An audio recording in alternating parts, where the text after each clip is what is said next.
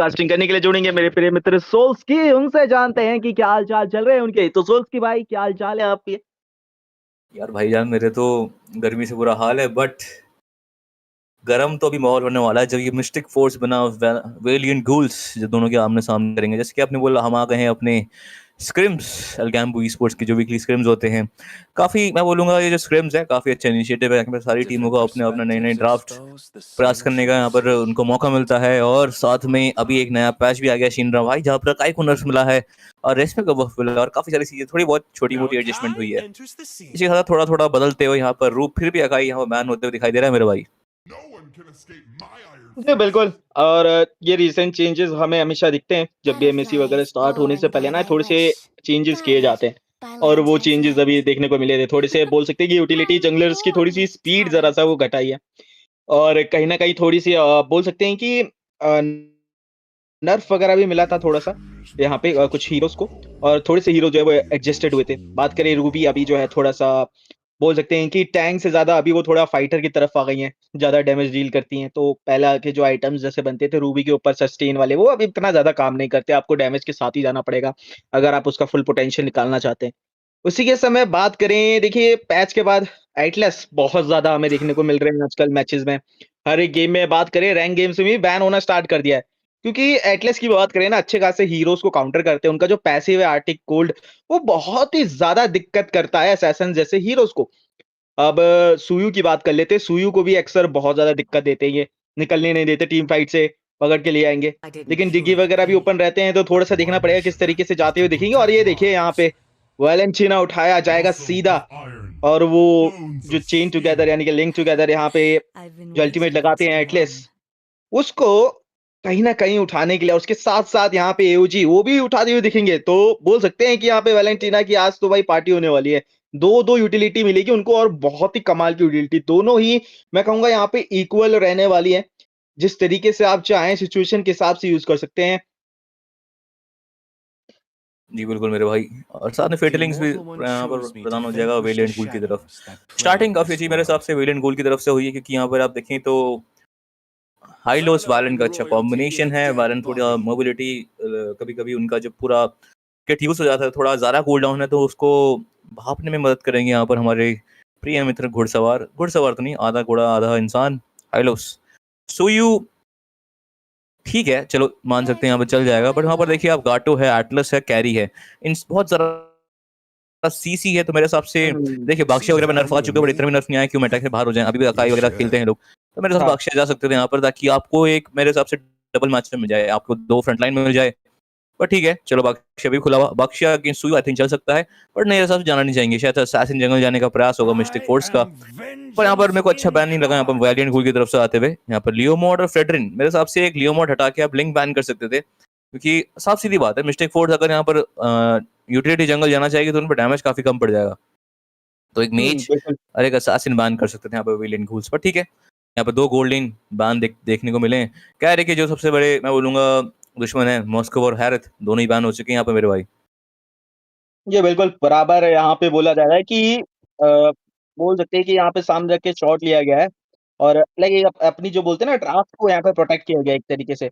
अब दूसरी तरफ यहाँ पे बात करें तो ये यहाँ पे जैसे कि अपने सुयू है। आप आप बोल रहे थे कि सुयू जो है यहाँ पे पिक क्यों होते हुए दिखेंगे हमको, मतलब कुछ अच्छा पिक हो सकता था। लेकिन यहाँ पे हम बात कर रहे हैं कियोशी की, उनको सुयू खेलना काफ़ी ज़्यादा पसंद है। और बात करें उनके माइक्रो उस हीरो के ऊपर, वो काफ़ी अच्छी तरीके से इवन या बोल सकते हैं काउंटर आने के बावजूद उन्होंने पिक किया, तो वो दर्शाता है कि वो अपने पिक को लेके कितना ज़्यादा कॉन्फिडेंट है।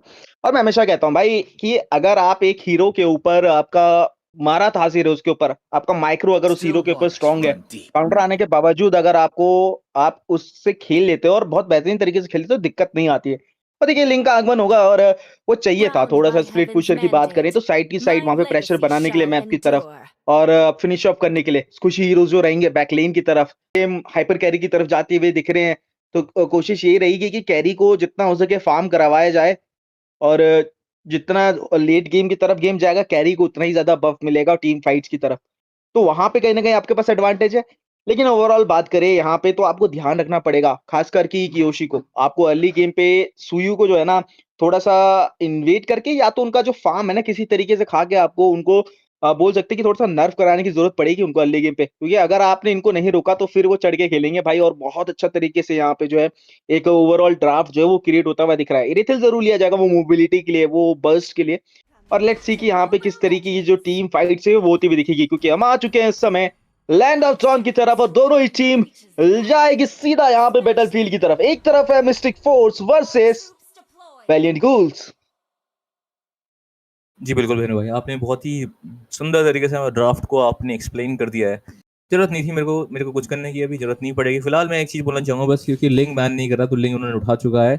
और सुयू लेन टू लेन मैचअप की बात करें मेरे भाई तो नहीं, पहले हम मिड लेन में देखें तो फाइनल कैच का प्रयास, फ्लिकर बेट आउट, बहुत ही बेहतरीन ये खिलाड़ी एटलस।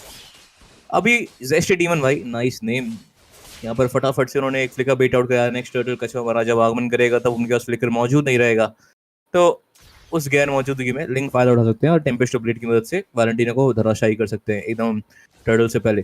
फिलहाल बात कर रहा था लेन टू लेन मैचअप की। कियोशी आपने जैसे बोला बहुत ही बेहतरीन सुयू खेलते, तो सुयू के पास थोड़ी अपर हैंड होती है अगेंस्ट दिस लिंक, क्योंकि ऑब्वियसली बात है जब उनका सुसानो फॉर्म आता है तो उसमें भारी भरकम उनको फिजिकल अटैक रिडक्शन मिलता है, डिफेंस मिलता है, ऐसी कुछ। फिलहाल मिड लेन में थोड़ा बहुत यहाँ पर वो लाइव होते हुए दिखाई दे रही है, फिर से ज़रा लो हो चुका है। क्या मिलेगा उनको? एक रोब ऑफ यूनिक्स, जी बिल्कुल मिलेगा, बट बच जाएंगे वैलेंटिना। और अभी थोड़ा सा बात की जाए ना यहाँ पे जिस तरीके के पैच यहाँ पे चल रहे हैं तो ट्विक्स वगैरह वो हमें जरूर आती हुई दिखी और देखिए अर्ली गेम पे थोड़ा सा वो स्क्रिमिश आता हुआ दिखेगा और डैमेज देने का प्रयास किया जाएगा। मेज की तरफ से बढ़िया मैं कहूंगा कि यहाँ पे थोड़ा पोक आता हुआ दिखा और फाइट जो है धीरे धीरे यहाँ पे चलती हुई दिखेगी। लेवल 4 तो यहाँ पे हो चुके हैं इजिली लिंक। अब देखते हैं कि बॉटम लेन की तरफ एमएम को प्रहार कर सकते हैं। अकेले वहां पे हैं एमएम और एमएम के ऊपर यहाँ पे दिक्कत हो सकती है। अकेले पकड़े जाएंगे, कोशिश करना चाहते हैं, बचते हुए निकलेंगे लेकिन फिनिश ऑफ किया है। फर्स्ट किल मिलेगा यहाँ पे लिंक को और उसी के साथ शुरुआत अभी होगी इस गेम का टेम्पो जो है वो सेट करने से। पहला किल वो जरूर मिलेगा। जी बिल्कुल मेरे भाई, और साथ में मैं ये भी बोलना चाहूंगा कि वैलेंटिना के पास मौजूद है अभी Z10 के अल्टीमेट उठाएं या फेटलिंग्स उठाएं, क्योंकि इस मैच में काफ़ी उनका महत्वपूर्ण रोल होने वाला है। अगर बॉटम लेन में स्प्रिंट लाई है, यहाँ पर फेटलिंग्स वगैरह सब मौजूद रहेगा। यहाँ पर final catch, light wheels, robe of Phoenix के साथ, और यहाँ पर लिंक यहाँ पर धराशायी करते हुए इस इरेथिल को दूसरी बार इस युद्धभूमि में। यहाँ पर फिर से प्रयास, टेम्पेस्ट ऑफ ब्लेड का प्रयास रहेगा, भागने में कामयाबी मिलेगी। यहाँ पर वैलेंटिना का फ्यूरी ऑफ द फिनिक्स, यहाँ पर फ्यूरी ऑफ द फिनिक्स, यहाँ पर Z10 का भी आते हुए और काफी ज्यादा लो। यहाँ पर धराशायी, यहाँ पर हमारे हाई लो मित्र जेस्टे डीमन पीछे भागने में कामयाब। सेलेस्टियल ट्वाइलाइट प्रयास रहेगा निकालने का, टोर्नेडो को कामयाबी मिलेगी उनको पैसिव के साथ। फिलहाल ट्रेड ऑफ जाते हुए और यहाँ पर 4 किल्स पे एक टीम मिस्टिक फोर्स, बेहतरीन प्रदर्शन,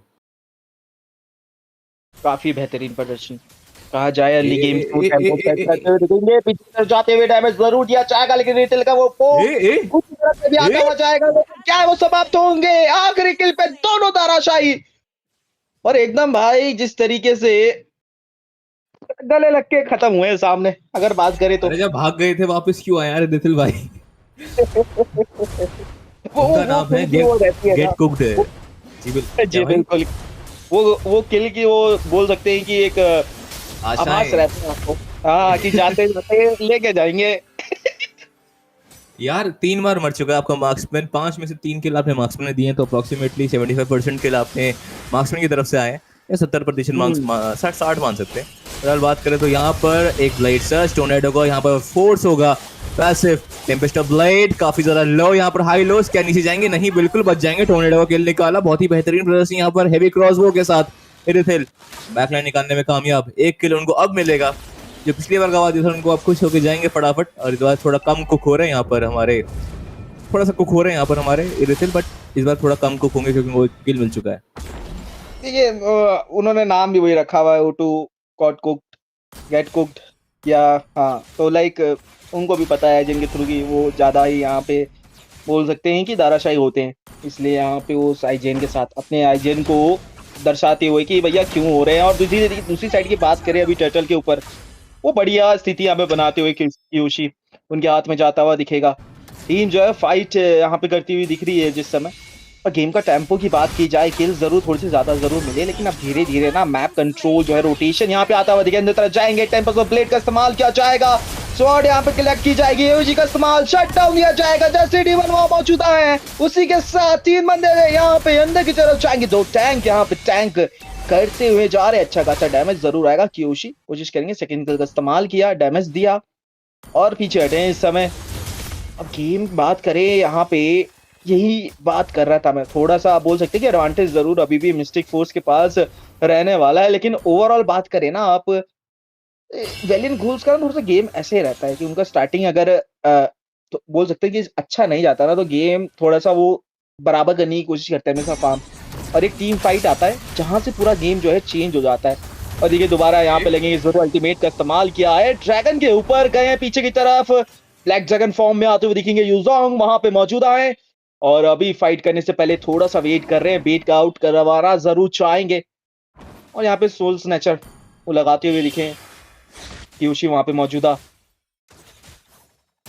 यस, और अभी मेरे हिसाब से मिस्टिक फोर्स वैलेंट कुल, जैसे आपने बोला, बराबरी का मैचअप हो चुका है, थोड़ा सा आगे बढ़ चुके हैं वैलेंट कुल, भले ये स्कोर लाइन की बात करें तो बराबरी चल रहा है। और रिन ने वापसी क्या कमाल की करी मेरे भाई, यहाँ पर फिर से पेट्रीफाई पकड़े गए रिन फिट का फीचरिंग किस, और साथ में यहाँ पर हैवी क्रॉस बो, फ्यूरी द फीनिक्स भी आएगा, एओटीजी मिस होगा यहाँ पर। फिलहाल बैकलाइन की बात करें, the blade search soul sever combination का कियोशी समाप्त करेंगे इस इरिथल को, साथ में वैलेंटीना भी यहाँ पर किल निकालने में कामयाब, काफी ज्यादा लो, इरिथल लाइट व्हील का प्रयास होगा यहाँ पर, फ्लिकर ही कर देंगे बट काफी ज्यादा आगे, और यूजोंग निकालने में कामयाब कैरी को। अब फिलहाल घाटोट भाई भी लो हैं और स्काईपियर से स्टैग दे जाएंगे जो सुयू को। बेहतरीन प्रदर्शन यहाँ पर वेलियंट घूल्स का, 9 बना लोगों का स्कोर लाइन, और फिलहाल अभी यहाँ पर गोल्ड लीड भी हासिल कर दी यहाँ पर, और काफी अच्छा कमबैक देखने को मिला यहाँ पर टीम वेलियंट घूल की तरफ से। थोड़ा आइटमाइजेशन देखना चाहूंगा दोनों टीम की तरफ से, क्योंकि 6 मिनट 6 का मार्क हो चुका है मिनट। बात करें, ठीक है, दो एंटी हील बनाए हैं आपने, नहीं यार एटलस भाई आपको चैस्टाइज वगैरह कुछ बना देना, चैस्टाइज नहीं, खैर थोड़ा टैंक ही चाहिए था, आप डाउन गए, ठीक है, चलो शुरुआती इसके लिए ठीक है। और कोरोजन डीएचएस जाना चाहिए था कि हाइलोस के खिलाफ जा रहे हैं, ठीक है, बर्सर्कर फ्यूरी एलटी फर्स्ट आइटम। देखिए यहाँ पर वैलेंटीना ने काफी अच्छा यहाँ पर दिमाग लगाया, क्योंकि अगर हाइलोस एंटी हील जा रहे हैं तो मैं क्यों जाऊँ। और फिलहाल बात करें तो बैकलाइन की तरफ शिंद्रा भाई अंदर की तरफ जाते हुए देखेंगे, अल्टीमेट का इस्तेमाल किया जाएगा और ग्लोरियस पाथवे का इस्तेमाल करते हुए जाएगा, यूजोंग वहां पे मौजूद है, किलिंग स्प्री लेकर जो आएंगे यहाँ पे, लिंक वो दारा हो चुके हैं, अब वापसी यहाँ पे होती हुई वेलियंट घूल्स की तरफ से, उनके पूरे के पूरे 5 बंदे यहाँ पे जिंदा रहेंगे तरफ जाते हुए। देखिए टावर के अंदर डैमेज, एक और किल मिलेगा उनकी झोली पे, शट डाउन दिया जाएगा, और क्याशीष बढ़िया तरीके से खेलते हुए वो किल निकाल रहे अपनी टीम के लिए, वो सेटअप बहुत ही बढ़िया वहां पे आया, ड्रैगन खुद जरूर कुर्बान होंगे अपनी टीम के लिए, सेक्रीफाइस किया वहां पे। और ये देखिए गोल्ड ग्राफ जिस तरीके से जाता हुआ, अर्ली गेम थोड़ा सा बोल सकते हैं कि मिस्टिक फोर्स उनकी तरफ से आता हुआ दिख रहा था, लेकिन जल्दी ही फिर वेलियंट घूल्स ने भी पकड़ बनाते हुए गए मैच पे। और इस समय देखिए गोल्ड लीड की बात करें तो वो कितनी ज्यादा अभी उन्होंने जो है हासिल कर ली है। जी बिल्कुल मेरे भाई, और आपने देखा क्या आरकेओ मारी वहां पर, क्या शीश ने, उनका जो नाम है शीश, वो वहीं पर बोल देना चाहिए था, वो शीश, वो एकदम जो गेम प्ले करा उन्होंने फेटलिंग्स के साथ, शीश था मेरे भाई। फिलहाल बात करें तो जैसे मैं आइटमाइजेशन की बात कर रहा था, दो डोमाइस आप एक अलग जा सकते थे, अगर आपको वैलेंटीना का डैमेज ज्यादा बढ़ रहा है तो आप सीधे सीधे एक रोप पकड़िए, और साथ में मेरे हिसाब से आपको एक चैस्टाइज चले जाना चाहिए था, चैस्टाइज नहीं तो फिर आप एटलस खेल रहे हैं तो शायद से आपने ड्रेडनोड आवा वगैरह खरीद लेना था, क्योंकि यहाँ पर सुयो वगैरह है, बट नहीं, और अभी यहाँ पर ड्रेडनोड आवा तो दिया है बट थोड़ा late, tempest of light backline की तरफ मेरे भाई अंदर की तरफ आते हुए दिखेंगे, और उसी के साथ रोम्बा वो 1 एचपी बचते हुए निकलेंगे, 10 एचपी पे ऑलमोस्ट यहाँ पर रहने वाले। फिर दोबारा जो फाइट जो है ओवर एक्सटेंड थोड़ी सी होती हुई दिखेगी, लेकिन यहाँ पे रिवाइटलाइज का स्पेल का इस्तेमाल करेंगे बहुत ही बढ़िया तरीके से, अपने टीममेट को रिचार्ज कर देंगे पूरी हेल्थ के साथ। और सही है भाई, मैं बोल जी बिल्कुल, बोलो ये बोलिए आप बोलिए क्या बोल रहे थे। मैं तो बस ये बोल रहा था भाई, क्योंकि जैसे दिमाग लगाया वैलेंटीना और उन्होंने हाइलोस ने, वैसे ही दिमाग यहाँ पर टोर्नेडो और वो भी लगा सकते थे, या सॉरी रेस्टेड डीमन या फिर गाटोट अगर एंटी नहीं जाते, और अगर जाते जो उनका एक हीरो है, ये एक्सपीरियंस में खेल रहे हैं, आपको थोड़ा बहुत मोल्टन एसेंस बना देना चाहिए था ताकि आप लेन किल जल्दी कर पाएं, तो ये एक्सपी में थोड़ी बहुत यहाँ पर बोलूँगा कश्मकश रह गई है, बट यहाँ पर देखिए मेरे भाई ओ ड्रैगन एक एचपी की तरफ डैमेज देते हुए कियोशी फाइनली शट डाउन दिया जाएगा टोर्नेडो की तरफ से, रिटेलिएशन आता हुआ दिखेगा एमएम की तरफ से, और ये देखिए खत्म किया गया मैच को एमएम के द्वारा। बोला था कि कियोशी के आप मार के गए हैं सामने, तो आप कैसे बचेंगे, आपको भी फिनिश ऑफ किया जाएगा वहां पे, वो बदला लेते हुए, रिवेंज लेते हुए मिड के टरेट के ऊपर प्रहार होता हुआ दिखेगा, टीम को पीछे आना पड़ेगा। अब दिक्कत यही है घटोत के साथ आपको वन टाइम कॉम्बो मिलता है, और अगर वो कॉम्बो ढंग से नहीं बैठा तो फिर किसी काम का नहीं रहता है। या तो आपको फुल डैमेज आना पड़ेगा घटोत में, अगर आपको उसका बोल सकते हैं कि पोटेंशियल निकालना है, तब आप बोल सकते हैं कि हाँ चलिए आप फुल डैमेज गए हैं तो आप एमएम को धाराशायी कर सकते हैं जाते हुए। वो एयूजी अगर कनेक्ट होता है उनका, या मेज को निकाल सकते हैं। लेकिन एटलस के साथ ना वो चीज़ नहीं हो पाती है। या तो आप कार्मिला के साथ जा सकते थे, यस कार्मिला घटोत का कॉम्बो जो है वो काफ़ी अच्छी तरीके से चलता है। लाइक पिछली बार मेरे को याद है नहीं जब घटोत कचा बफ हुए थे, तब लाइक हम लोग यही करते ओ थे, कार्मिला कच का कॉम्बो ओ लगाते हुए जाते थे, लेकिन इस समय अंदर की तरफ जाते हुए दिखेंगे। एटलस वहाँ पे एटलस मौजूद है, फिल्टर लिंक्स लगा गेमर सकते हैं और ये बढ़िया कॉम्बो व्हाइट की तरफ से 2 बंदे धाराशायी। वेलिंग मजा आ गया रूल्स कोशिश करेंगे, अंदर की तरफ ड्रैगन गेमर मौजूद है, फिनिश ऑफ किया जाएगा कियोशी की तरफ से, ट्रिपल व्हाइट सेलेक्शन ट्वेलाइट को निकालते हुए दिखेंगे। और फ्लिकर कियोशी उनको बचना पड़ेगा, फ्लिकर का इस्तेमाल ए किया गया है, ए स्टन आएगा, कियोशी फंस चुके हैं, बचने का प्रयास ओ लेकिन नहीं मिलेगा के। और वॉइड ने इस समय टीम वैलेंस रूल्स को वॉइड पे भेज दिया है। ओ पीछे से ए अब डैमेज, 1 एचपी बचते हुए निकलेंगे, जीवन दान मिलेगा, एक और किल मिलने की अभिलाषा, अंदर की तरफ जाते हुए रोकने का प्रयास, कटआउट कचा ऑलरेडी यहाँ पे आर्टिक फोर्स पैसिव, लेकिन क्या शीश शीश करते हुए निकलेंगे यहाँ से और बचते हुए बेस की तरफ। काफी बेहतरीन प्रदर्शन, 4 बंदे निकाले स्कैरी ने इस टीम फाइट में। अब तो मजे ही मजे कैरी के मेरे भाई, क्योंकि अगर आइटमाइजेशन की बात करें तो मार्क्समैन मैचअप की बात करें तो यहाँ पर कैरी सबसे आगे होगी मेरे हिसाब से। जी बिल्कुल, उनके पास अभी मौजूद है एक, उन्होंने एक थोड़ा सा लेदर जर्किन तो लिया है, पता नहीं क्यों लिया है, शायद से ऐसी और फार्म करने के लिए। सोच रहे थे कि अगर वॉरियर बोर्ड जाएंगे, बट अब बोर्ड के साथ गए हैं, ताकि मैं बोलूँ ठीक है, अच्छा इनका यहाँ पर निर्णय था तब बोर्ड जाने का। सीसी थोड़ा ज्यादा है, 3 बनाओ 3 का आइटमाइजेशन, बट फ्यूरी हैमर एक एक्स्ट्रा है, लेदर जर्किन शायद बेच सकते हैं यहाँ पर। अभी बस एक मेलेफिक गन चाहिए, शायद से उनका प्रयास तो रहेगा मेलेफिक गन बनाने का, काफी करीबी भी होंगे उसको कंप्लीट करने के। बॉटम लेन में लॉर्ड मेल्ट करने का प्रयास, एटलस का फाइनल कैच, पेट्रीफाई कॉम्बिनेशन काफी अंदर, सेलेस्टियल ट्वाइलाइट यहाँ पर मिलेगा, फ्यूरी ऑफ द फिनिक्स भी, टोर्नेडो काफी लो और शायद से यूजल निकालने में कामयाब। अंदर की तरफ गए हैं, ये देखिए बढ़िया ड्रैगन की तरफ से वॉइड को भी फिनिश ऑफ कर दिया जाएगा, केवल घटोत्कचा बचेंगे। और यहाँ पे ना यही दिक्कत आती है क्योंकि हाइलॉस के सामने घटोत्कचा नहीं चलते भाई।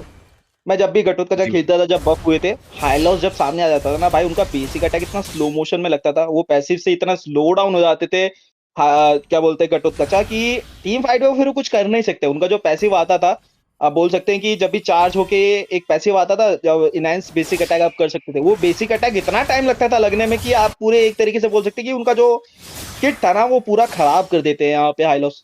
तो वो बहुत बढ़िया पिक यहाँ पे मैं कहूंगा, और कहीं ना कहीं वो काउंटर कर रहा है बहुत अच्छी तरीके से।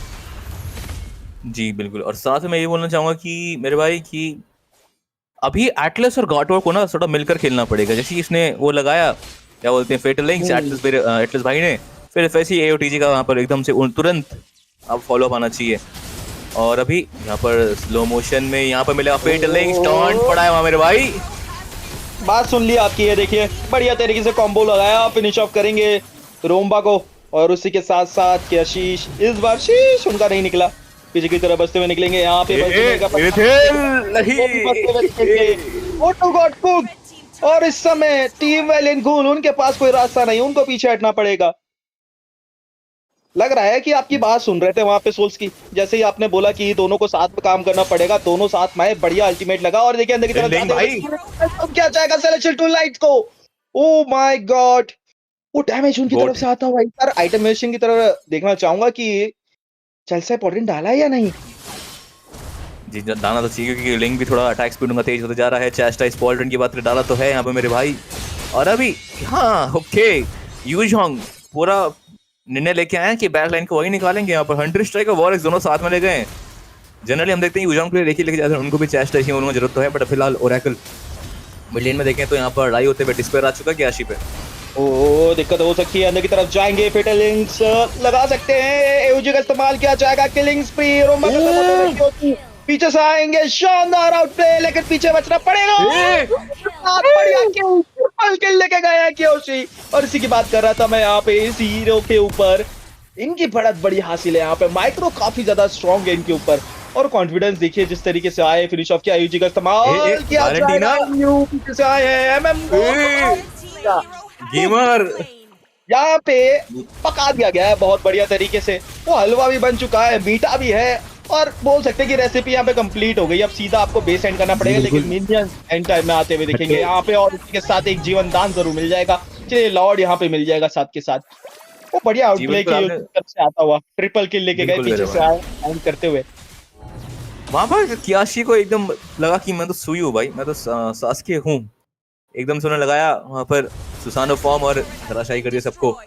फिलहाल कैरी ने जो 4 किल निकाले थे, उन्होंने कैरी को उनको भनक नहीं लगने दी। कैरी मर कैसे गए, ब्लेड सर्ट सोल सीवर एकदम उन्होंने खात्मा करा कैरी का, साथ में फिर जेटिन को भी पता नहीं लगने दिया। समझ नहीं आया जेटिन यहाँ पर वो क्यों कर रही, थोड़ा माइक्रो में दिक्कत जेटिन की तरफ से देखने को मिला मेरे को। फिलहाल अब लाइट व्हील्स काफी अच्छे सोख रहे हैं यहाँ पर हाई लो। एक लाइट व्हील बस कैरी की कमजोरी यही है मेरे भाई कि अगर आप उनका लाइट व्हील्स पूरा खा लें तब फिर थोड़ा कैरी वनरेबल हो जाती है। फिलहाल लॉर्ड महाराज जी आगमन करेंगे मिड लेन से, कोई भी टावर मिड लेन में मौजूद नहीं है। बेस्टेड गाया, बेस्टेड बॉट लेन का गायब करने का प्रयास करेगा। लाइट व्हील यहाँ पर आएगा कैरी की तरफ से। Robo the phoenix void light wheel already use कर चुके हैं। फिलहाल अभी टेम्पेस्ट ऑफ लेडी मौजूद नहीं, पेट्रीफाई कॉम्बिनेशन वहां पर। ओहो कोशिश रहेगी जरूर, एक आखिरी कोशिश हो गया। टीम की तरफ से वो बचाने के लिए करते हुए दिख रहे हैं। लेन क्लियरिंग थोड़ी अच्छी हो गई, उसी के साथ बढ़िया कॉम्बो की तरफ आएंगे। एक सेट कंप्लीट होता हुआ अंदर की तरफ गए वॉइड, फिर दोबारा से खत्म करेंगे रोम्बा को।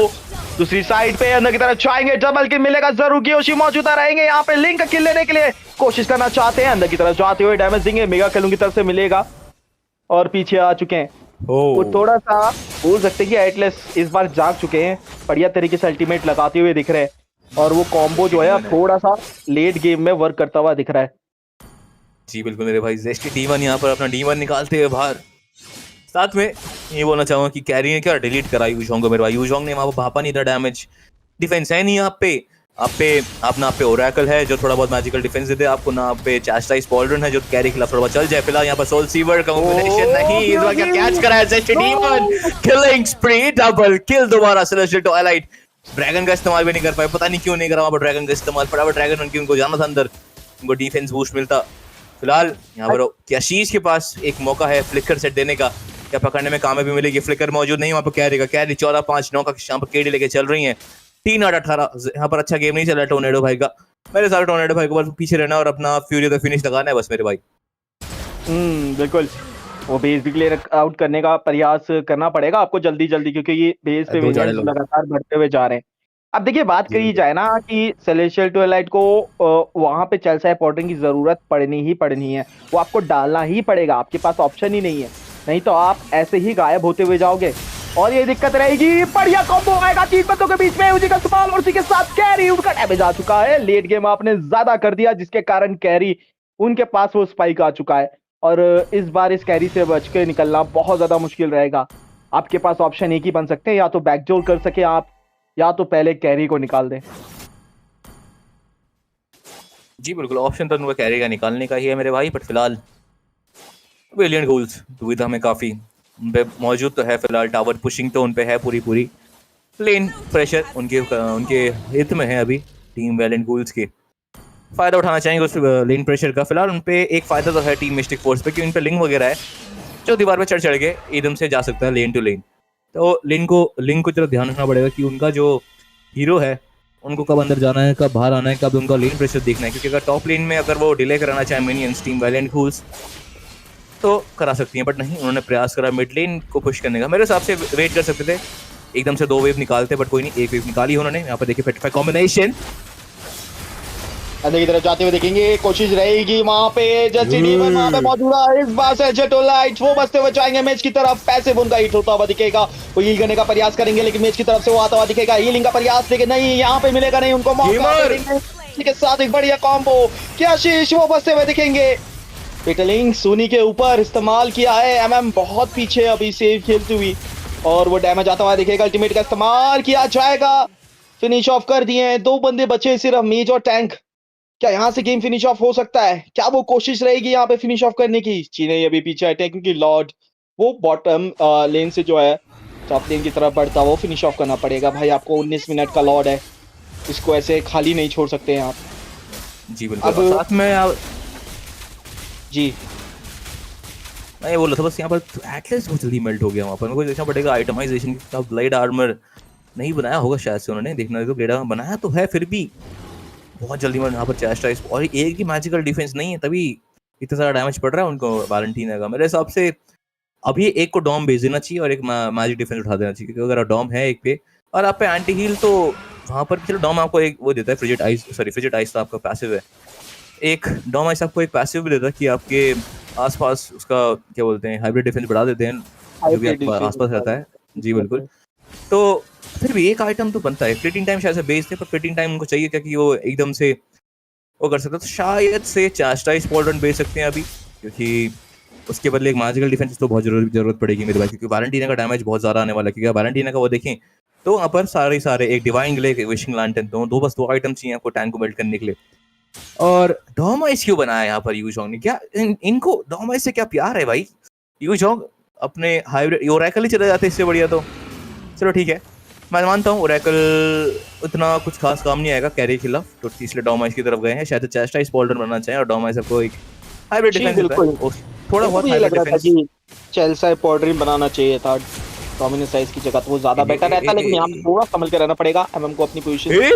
यूजोंग ओ ड्रैगन गायब हो गए यहाँ पे, और ये बढ़िया कॉम मूवमेंट दोबारा से लगेगा, डैमेज आता हुआ, और इस बार बचना नामुमकिन रहेगा। मीच का वो फूक आता हुआ कि आशीष वो खत्म होते हुए जाएंगे, एंड आई डोंट थिंक कि यहाँ पे वापसी हो सकती है आपकी।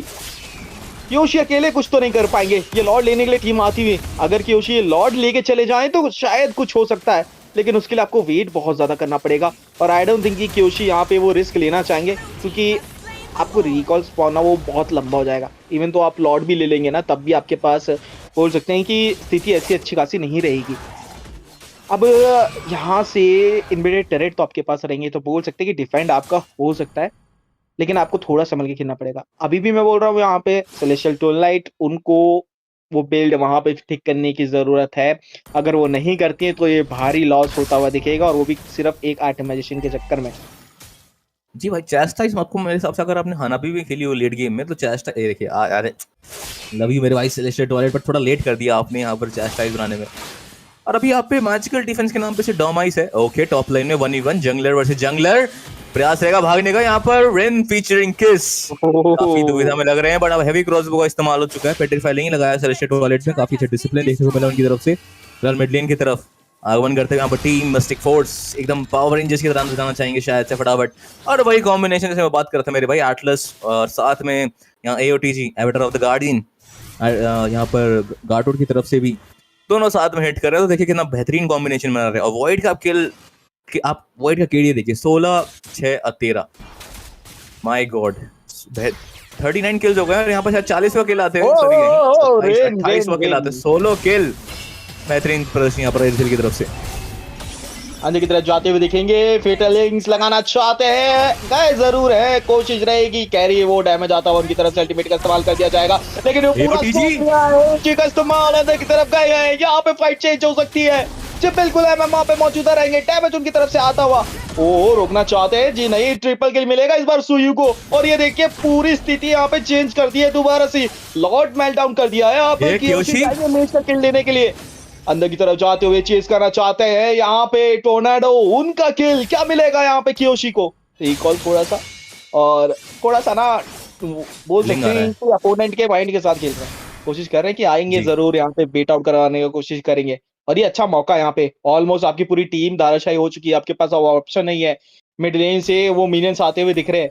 ओहो, लेट्स सी कि यहाँ पे वो बचेगा या नहीं, कोशिश पूरी तरीके से, लेकिन वो डैमेज आता हुआ ओमेगा किल के साथ वो पहाड़ी के ऊपर लड़े रहे, और काबिले तारीफ क्या गेम प्ले आया है दोनों ही टीम की तरफ से। मिस्टिक फोर्स गेम को लेट गेम में उनके हाथ में था, वो गेम वो लेते हुए चले, लेकिन एक गलती वहां पे एटलस ज्यादा अंदर की तरफ गए, और कैरी का जो पूरा डैमेज था ना भाई, वो भाई रोमा ने किस तरीके से अब्सॉर्ब किया भाई, काबिले तारीफ इस बंदे की, पूरा अल्टीमेट, जिसके कारण क्योशी को वो किल मिला, वो पीछे से जाके वो किल्स वगैरह वो जो बटोर पाए।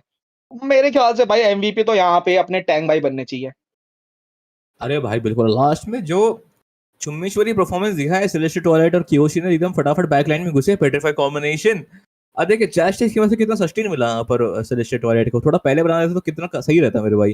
कैरी की उन्होंने बहुत सारे डैमेज खाए, पर यहाँ पर चैस्टेज की मदद से थोड़ा उनको बचने का मिली, थोड़ा जी यही बात रहती है कि 3 आपके जो है कोर आइटम रहते हैं यूजोंग के ऊपर। बात करें आपके, एक तो क्वीन विंग्स हो गए, उसके साथ-साथ यहाँ पे वॉरेक्स हो गए और एक आप जा सकते हैं अंडर स्ट्राइक के साथ जा सकते हैं अगर आप जाना चाहें तो, नहीं तो ओरेकल। ये 3 जो हैं ऐसे रहते हैं कि आप बोल हाँ जी। सकते हैं कि इन तीनों को साथ में बनाना ज़रूरी रहता है अगर आप जी, यूज़ोंग खेल बिल्कुल। रहे हैं। इसके बिना आपका जो कोर हीरो है वो फंक्शन ही नहीं कर सकता। तो कोर जी, आइटम्स बिल्कुल, बहुत बिल्कुल। ज़्यादा इम्पोर्टेंट होते हैं और ये बोल सकते हैं कि इसको नेगोशिएट नहीं कर सकता किसी और आइटम के साथ। जी, बिल्कुल मेरे भाई, क्योंकि चलिए हंटर स्ट्राइक और वॉरेक्स मैं समझ गया वो क्यों गए थे साथ में, क्योंकि वही एक बंदे थे जो लगातार बैकलाइन को मार्क कर रहे थे। थोड़ा डैमेज चाहिए था उनको, वॉरेक्स जो उतना डैमेज नहीं दे पाता है, तो मैं समझ गया था क्यों गए हैं और काम भी आया, क्यों नहीं। कियोशी ने इतना अच्छा फॉलो दिया बैकलाइन की तरफ से, फटाफट उन्होंने निकाला एक अल्ट, नहीं, ब्लेड सर्ज और सोल सीवर। कियोशी एक बहुत बेहतरीन प्लेयर है, मैं उनके साथ रैंक भी खेलता हूँ, तो समझ गया था मैं कि सुयू खेलने वाले हैं। फिलहाल काफी बेहतरीन प्रदर्शन यहाँ पर टीम मिस्टिक फोर्स की तरफ से भी आया है। हालांकि लास्ट में थोड़ा सा मुंह की खानी पड़ी उनको एटलस की वजह से, फॉलो के चक्कर में वहां मर मर पड़े कैरी भाई। थोड़ा सा सेफ खेलना था। और हुँ। जैसे कि आपने मेरे भाई बात बोली थी, गाटोट का स्लो मोशन एकदम माइकल जैक्सन की तरह हो जाता है। बिल्कुल, बिल्कुल एकदम स्मूथ स्मूथ यस। क्रिमिनल हाँ। जी, तो बिल्कुल फिर और इसी के साथ पहला मैच जो है जी। यहाँ पे खत्म होता दिखेगा और इसी के साथ देवी सुजनो लेना चाहेंगे आप सभी से इस मैच के लिए विदा। मिलते हैं आपको नेक्स्ट मैच के लिए, कई मजा आएगा और उससे पहले सब्सक्राइब करना ना भूले अलगामो ई स्पोर्ट्स को। अगर आपको भी यहाँ पे जो है स्क्रीम्स के लिए रजिस्टर वगैरह करना है, वो आपको डिटेल्स जो है आपको डिस्क्रिप्शन में मिल जाएगी। आपको जॉइन करना पड़ेगा हमारा डिस्कॉर्ड और वेबसाइट पे जाके आप जो है रजिस्टर कर सकते हैं अपनी टीम्स स्क्रीम्स के लिए। उसी के साथ मिलते हैं आपको नेक्स्ट मैच के लिए, लेंगे अभी के लिए विदा एक छोटे से ब्रेक के बाद।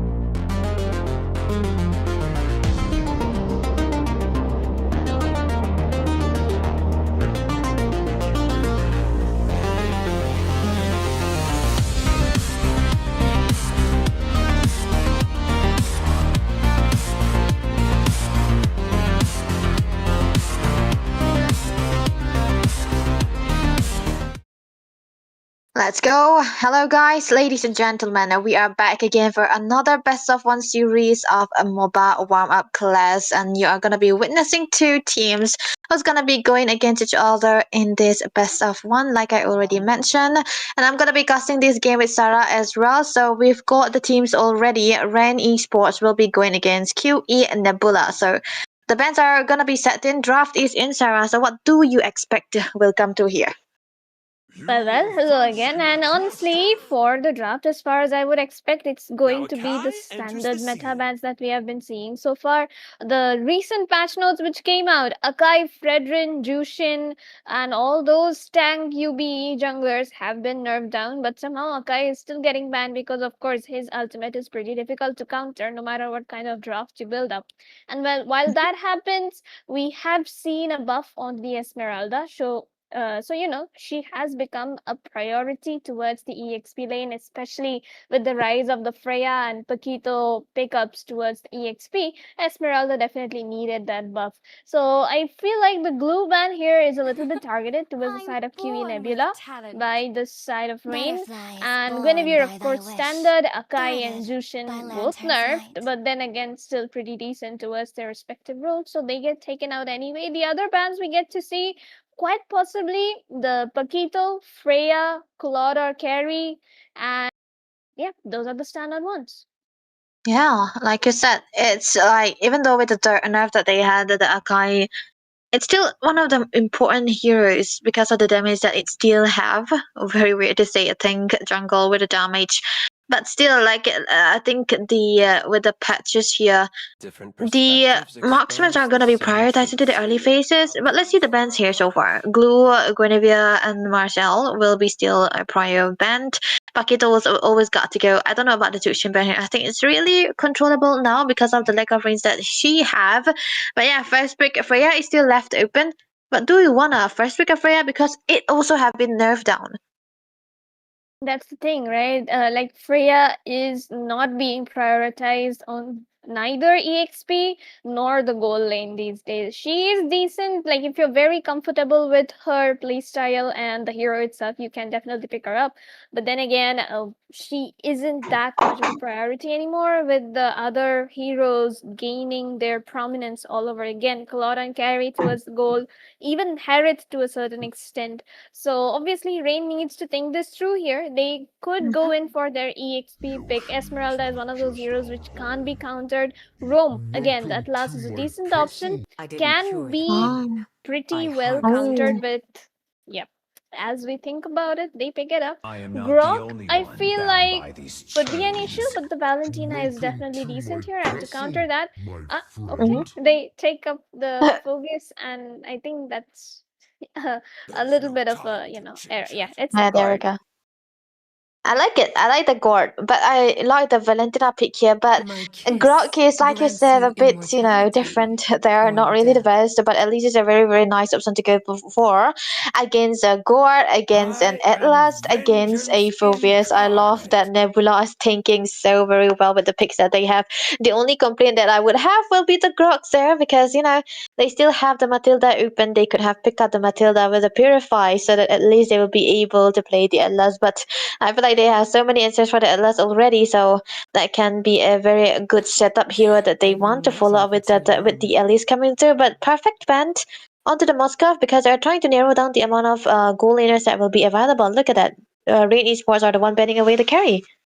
That's what the Claude should also be taken out in this situation. But okay, they decide to give ban out the Frederick. Now this I feel like is a decent choice, but then again with a Phobius, which is a sustain based EXP in most of the cases, and the Atlas being the frontliner for the side of Rain Esports, they could have taken out something like the Nolan maybe, whose energy region was buffed, and it's honestly a pretty big buff for a hero like Nolan. They could have also taken out something like the Ling, but in this situation, Ling doesn't really have the capacity to kill any of the heroes so far. Yeah, now he can kill the Claude, of course. But we'll see what they decide to go in for.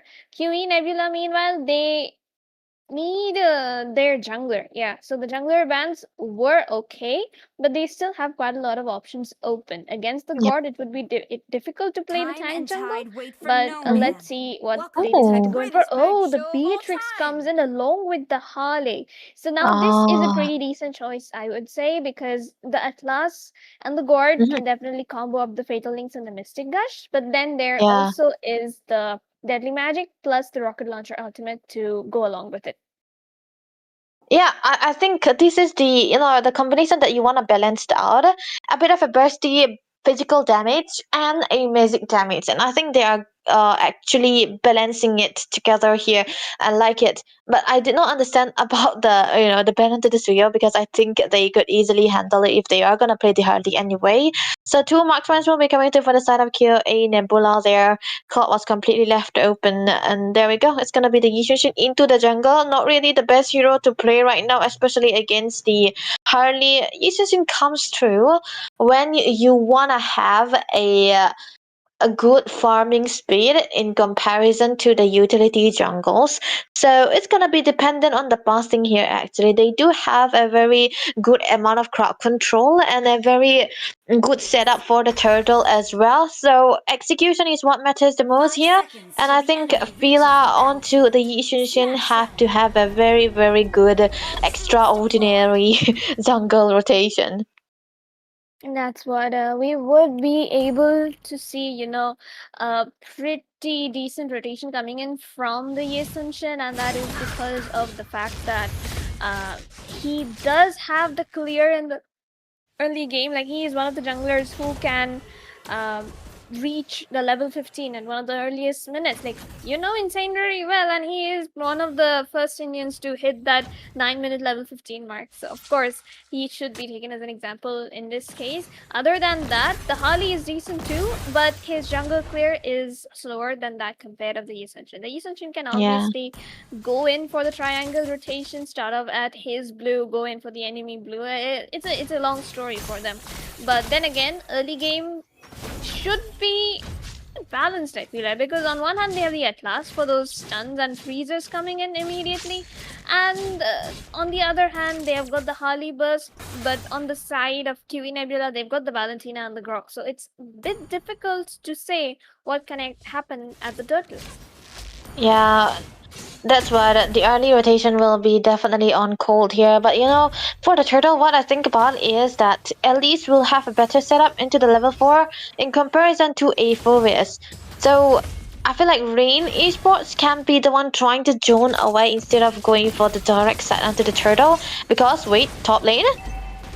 Well, okay, we can see a bit of the fight. That was going to be the Yisunshin ultimate already getting used up before the turtle, which means that the Harley will have an upper hand. But okay, look at the Valentina getting caught out quite a bit into that situation. Atlas kind of going in solo. Early game is not to be going that aggressive, and he's going to be taken out pretty low before the turtle fight. But the Harley is in a pretty good position, and okay. Yisunshin.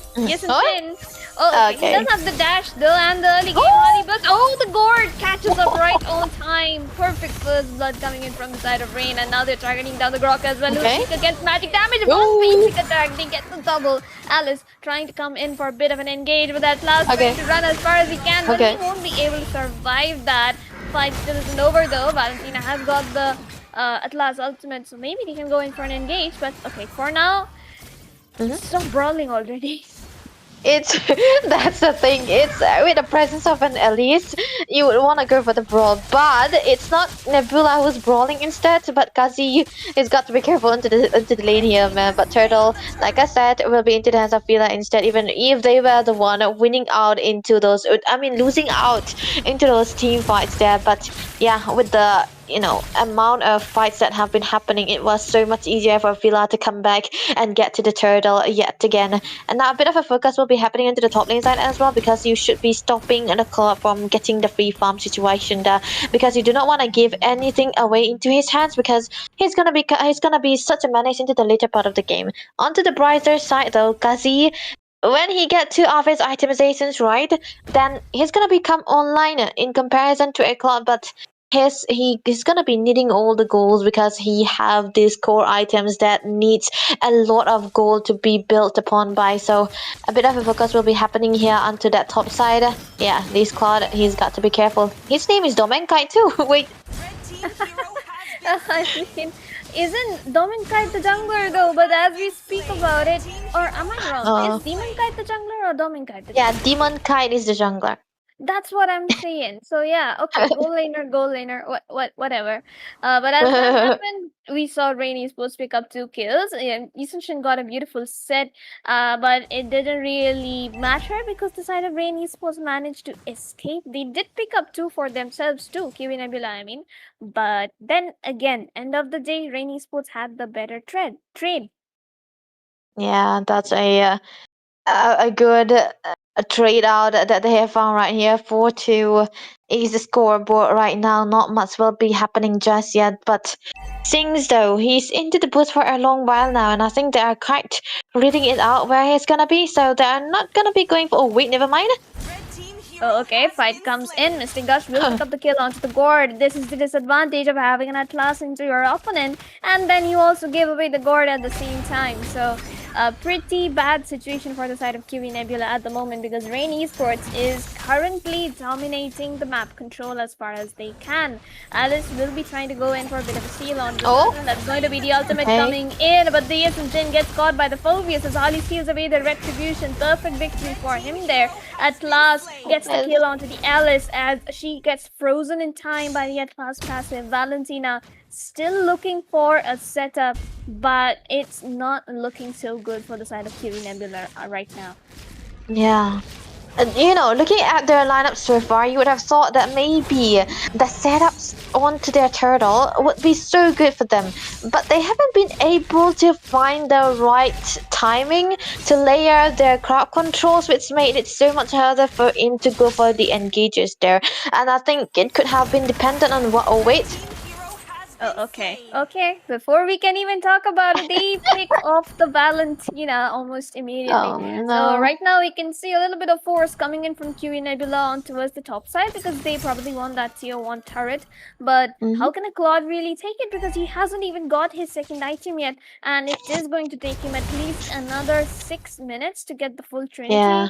And those 6 minutes will be crucial because right now Rainy Sports seem to be snowballing quite a bit, and if the clock gets taken down more than once in that time frame, then his items will be even further delayed, and the opportunity to come back, it's not going to be coming their way.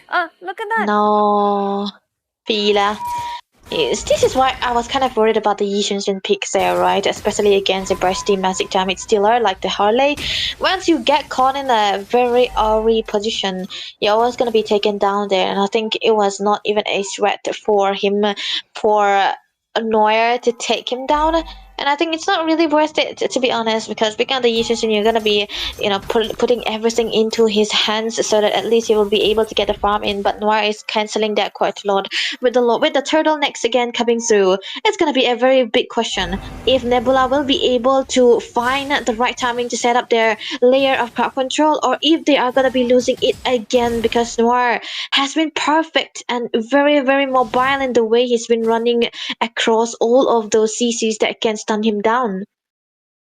That's the thing. And Yasunshin isn't even getting the space to come closer because they've got only two proper front lines, but they themselves aren't able to go into the fight because look at that. The moment they go in, they're getting bursted down, and if the Grok tries to overstay his welcome just a bit, there's always the Atlas trying to get a setup. The Phobia is zoning them away. So the Harley is getting a lot of space. Look at him just dodging the tectonic charge just like that, and then he gets bursted down so well. The damage is already scaling so much. Claude manages to sneak away a turret up top though, but is it even worth it is the question, because right now onto the mid side they've lost their tier 1 and they are trying to leverage anything they can find at this point, but they do not have the CC and the resources at last with the fatal links and Mr. Gush along with that, and then the Beatrix. Definitely they are bursting the people down. The snowball is a little too much at the moment. That's going to be a double for Kazi onto that Beatrix, and Rainy Sports are absolutely smashing their way through those turrets.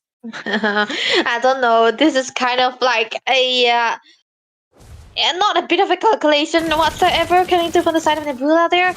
I feel like they could have left the turtle alone and let Fila farm onto the other side, onto the opposite side, onto the small creeps as well. Because as we all know, with the chains up into the jungle, they can already get a lot more gold into those small creeps too. That could actually work out well if they have just ignored the turtle and tried to play the side lanes.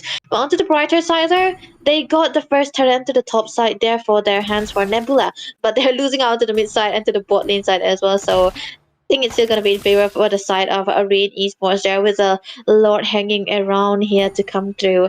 Nebula, I don't know what they can do here at this point because they are so behind onto the goal. The builds looking at them so far. Chesta is already built away onto the hands of the Atlas, but look at the war. Yep, that's gonna be a fight, and again, that Yusun should actually get busted down. Good to Tony Trosdo, and the Alex will catch off the Atlas right under that tower, so definitely a little bit of array of 3 kills into the board for Kiwi Nebula, as Rain Esports still managed to reign on with their 14 kills, and they are definitely looking for more. They're going in for the 4-1 rotation, Harley.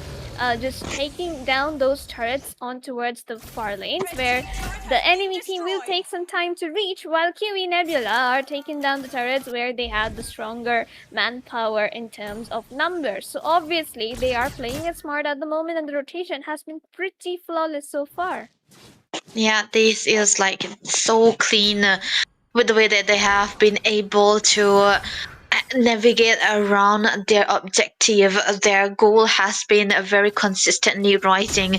Only into the early phases of the game was a bit into the hands of Nebula, but from then on, Rain Esports has been reigning into the goal department, into the economy wise, and then the kill as well. Looking at the build so far, a lot of bursty build for Noir as well. He's gonna have to, yeah, he kind of can ditch onto the Holy Crystal as well because he's been so ahead. And then even when he wanna go for a kill onto the Domenkite or even Slangs or Yasuo on top of that, he will be able to find something out there here too. And there's a lot of stacks onto the Sky Piercer for low as well, because this is a normalized build now for a god. For some reason it's like a Jukshin. You can build up that Sky Piercer again, 30 stacks already, and you are ready to burst out even the tankier members from the side of from the Nebula side. And this is why, for Rain, Duer hasn't been hesitant on even going for the fatal links or on one person too, because they know that they got damaged. Yeah, that's the thing. They are trying to leverage whatever space they can find, but it's just that the farm difference is so much at the moment that they aren't able to do anything much. Like, look at Alex is getting caught out so much into the complete opposite side of the map that the side of Rainy Sports can take him down, 1, and 2, they can also find down the towers onto whatever lane they go into. So it's definitely going to be making a difference. I don't know what that flicker was for, Grok, but I mean, if you want to escape so bad, just flicker towards your own turret, not to the dangerous side of the map.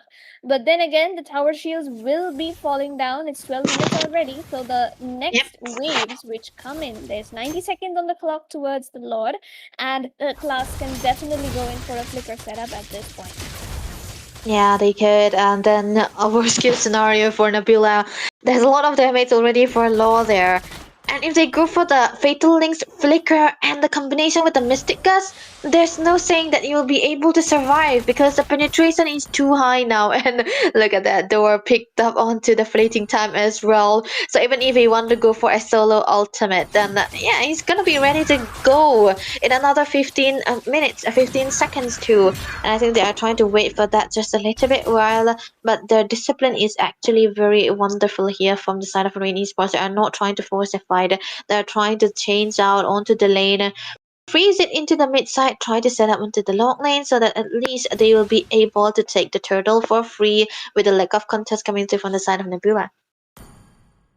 Indeed. And right now, as far as we can see, Rainy Sports are going to be taking their own sweet time, freezing down onto the lanes and just, getting all the farm they can possibly find and steal away from the hands of QE Nebula. And they just want to be waiting it out for that Lord. And it is going to be a pretty good situation for both of these teams at the moment. And all they can do right now is the fact that they can just wait it out for some kind of a miracle. That's all I can say. Like the Claude needs to get a perfect blazing duet onto all 3-4 members. The Alice and the Grok need to set it up together. Valentina needs to pull up an amazing fatal links in the middle of that setup. But all of that looks a bit hypothetical right now with the farm gap that they have, and it feels like even if the Grok got a setup, it would be them getting wiped out instead. Because look at the way that Atlas is playing, just in the front, gets two in the middle of it. Beatrix and the Grok and Alice get one at the same time. That's going to be the Beatrix getting taken down. Gord manages to escape in the midst of it. He gets the stun. He is trying to look for an escape, and he will find the escape. And Alice is going to be the one getting chunked down in the middle of it. Harley comes in, and he's going to be taken down. The Claude Phobia is still sustaining in the midst of all of it. Skype to triggers for Gord, and he secures a godlike depleting time from the Atlas. His ultimate is going to have like a 10-second cooldown. So those fights, you cannot extend like that, QE Nebula. But now the Lord is charging in, and 4 of them are down. The cooldown timers, like the death timers, are of course low, but can they really defend it? Is the question. That's what. Without the Holy Blessing, it's the 14th minute of the game with the Laura coming into the bot lane out here. They might be at least able to take 2 of the inhibitors down.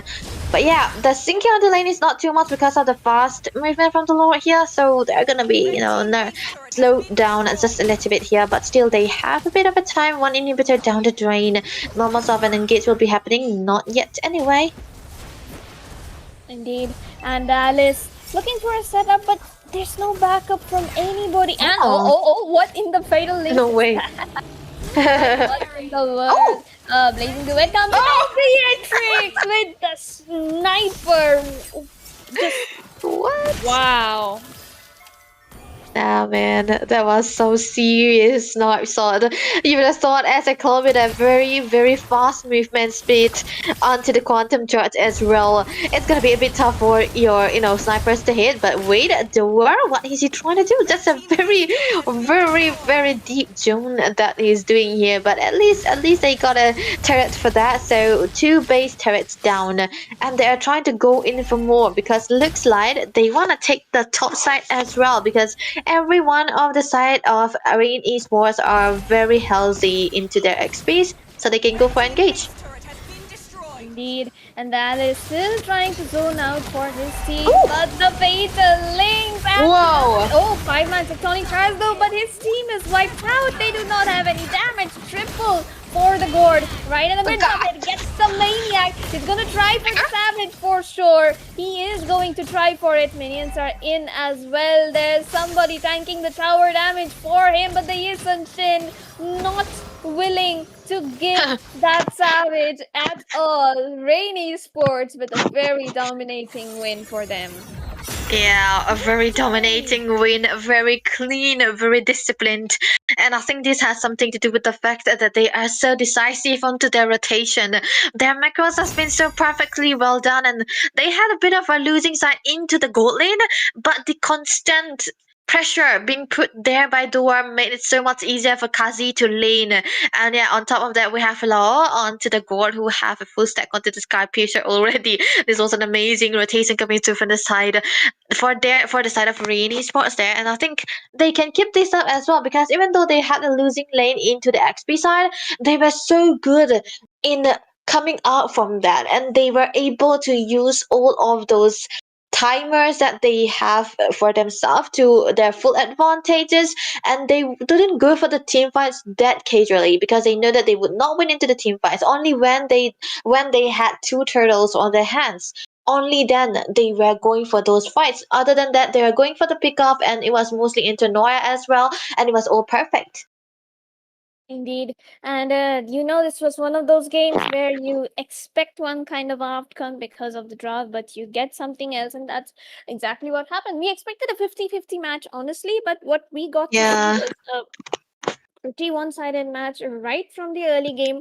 Whether it was the execution, whether it was the positioning, or whether it was the rotation. Like the early game, they forced towards the goal lane a bit. Yisashin used up his ultimate little too early, and then the Harley got the leverage just before the turtle to take down that jungler and just secure the early lead for his team, and it was a snowball from then and there. That was I would love to see more from Raid Esports as well, and we're gonna be seeing more for them. But yeah, this was a best of one series, and yeah, we didn't think it will be this much of clean one at that too. But we have more to come here after this. So before we take on to the next match, let's go for a short break, and we will be coming back again.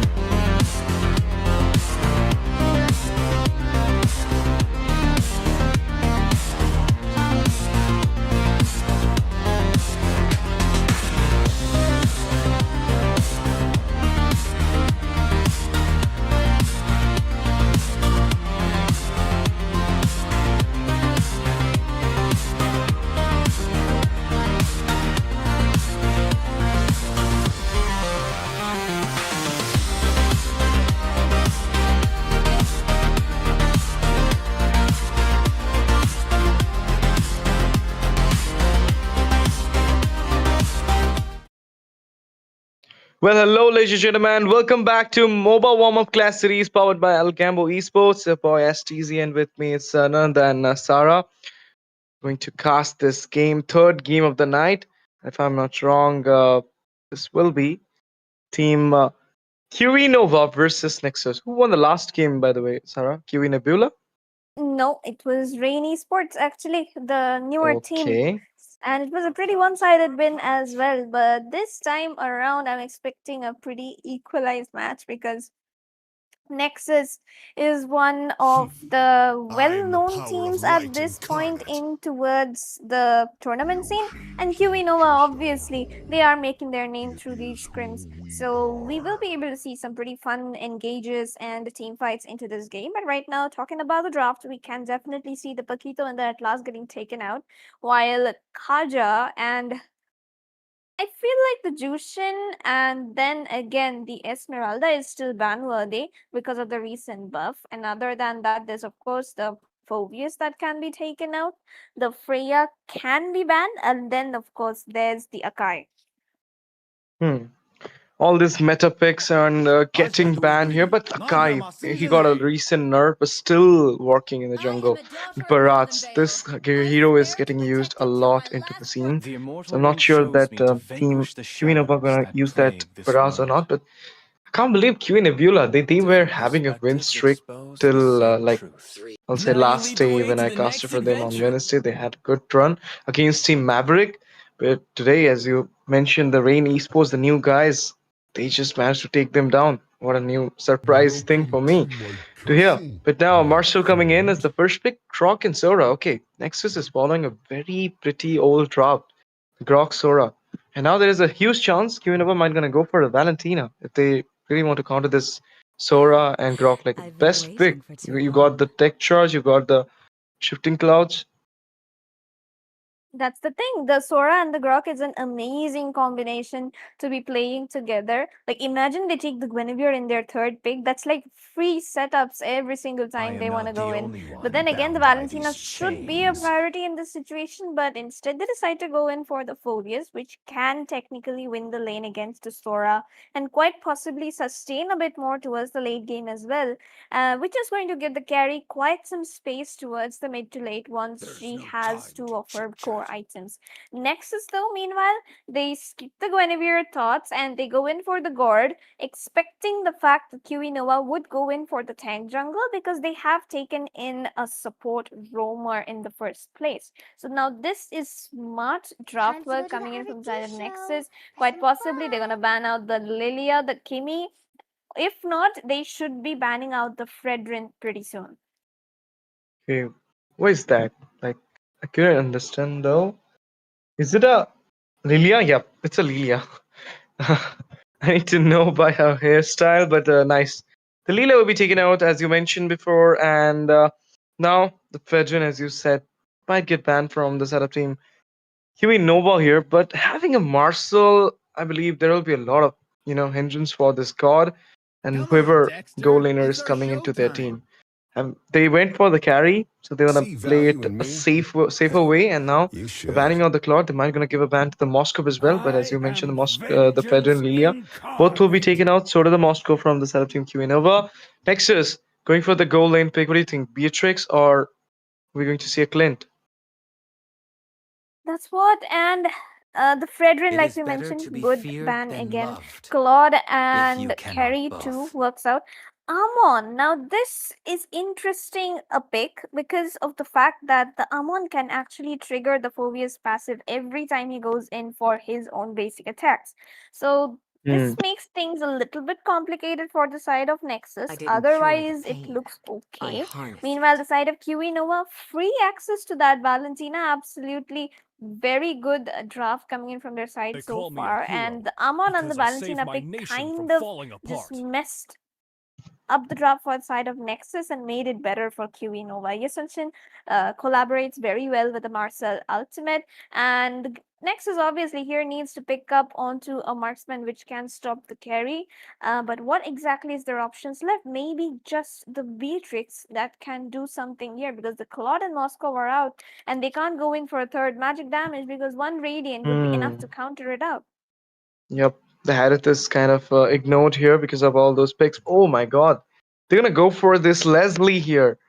That's a good pick though, but at the same time, you Oh. need some, late farm or at least 7 to 8 minutes to that Leslie without any problem. Then only she can shine in this game so far. So Nexus, they do have a good drop, but they do have a lot of pocket picks like there's Grok, Ammon, and Leslie. We don't see it much in the meta or in the tournament scene, but it's fine. If they want to go for the comfort here, the execution will be a little bit hard. But having this Grok and Sora, full of setups, if the god managed to go for a proper positioning and I'm on my mice, play a little bit slicky against this carry and Valentina, then everything will be, packaged full of fun for Nexus. But we're not sure about it. As you mentioned about Nexus as a proper good team currently in the scene, I'll also mention QE Nova, QE Zenith, QE Nebula performing so well in the scrim. So not sure who is going to take on this game so far. But right now, Sarah and STZ are going for this QE Nova versus Nexus. And we can see it's they don't have retribution. 5 flickers redropped. Wow. I don't think we will go with the redraft. I don't think it's going to be allowed, if you know what I mean. And somehow this is a different Nexus than what we expected, And honestly speaking, this is a bit disappointing to see because Huey Noah's draft actually looked so good.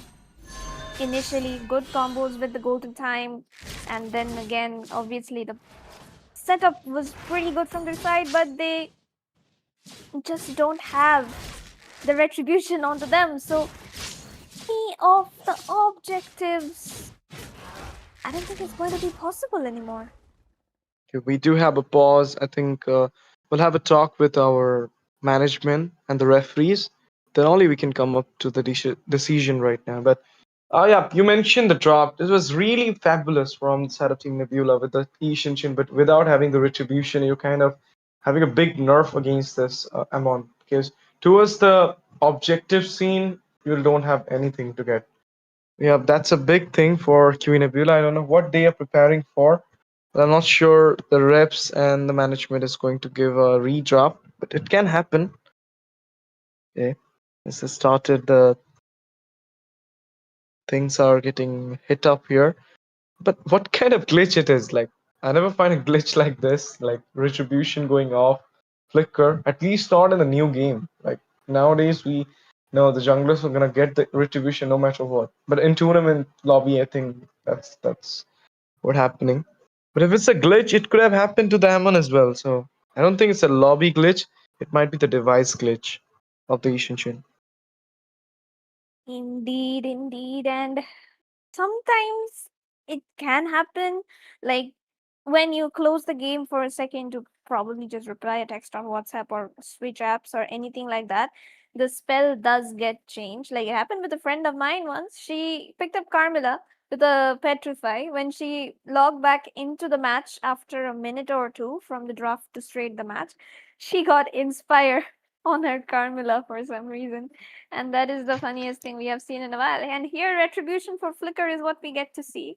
So, do these teams get a redraft? And not even a redraft, actually. It'll be the same draft, just the spell would be changed for the YSS. In all senses, it could be allowed if they can provide some kind of a proof that they had retribution before it got glitched. Otherwise, I do feel like it should not be allowed. Yeah, of course, because these are not just a scrim, like it's more like proper live kind of thing. So you cannot do it an official tournament, like having this kind of thing. But yeah, as you mentioned about the Inspire Carmilla, I remember my story of NCC season 1. It was like I saw Florin with the Inspire. So yeah. So right now we'll take a short break, guys, and we'll be coming back soon with the info and whatever like the management is going to decide. We'll be coming back soon. Don't go anywhere. Stay tuned, guys.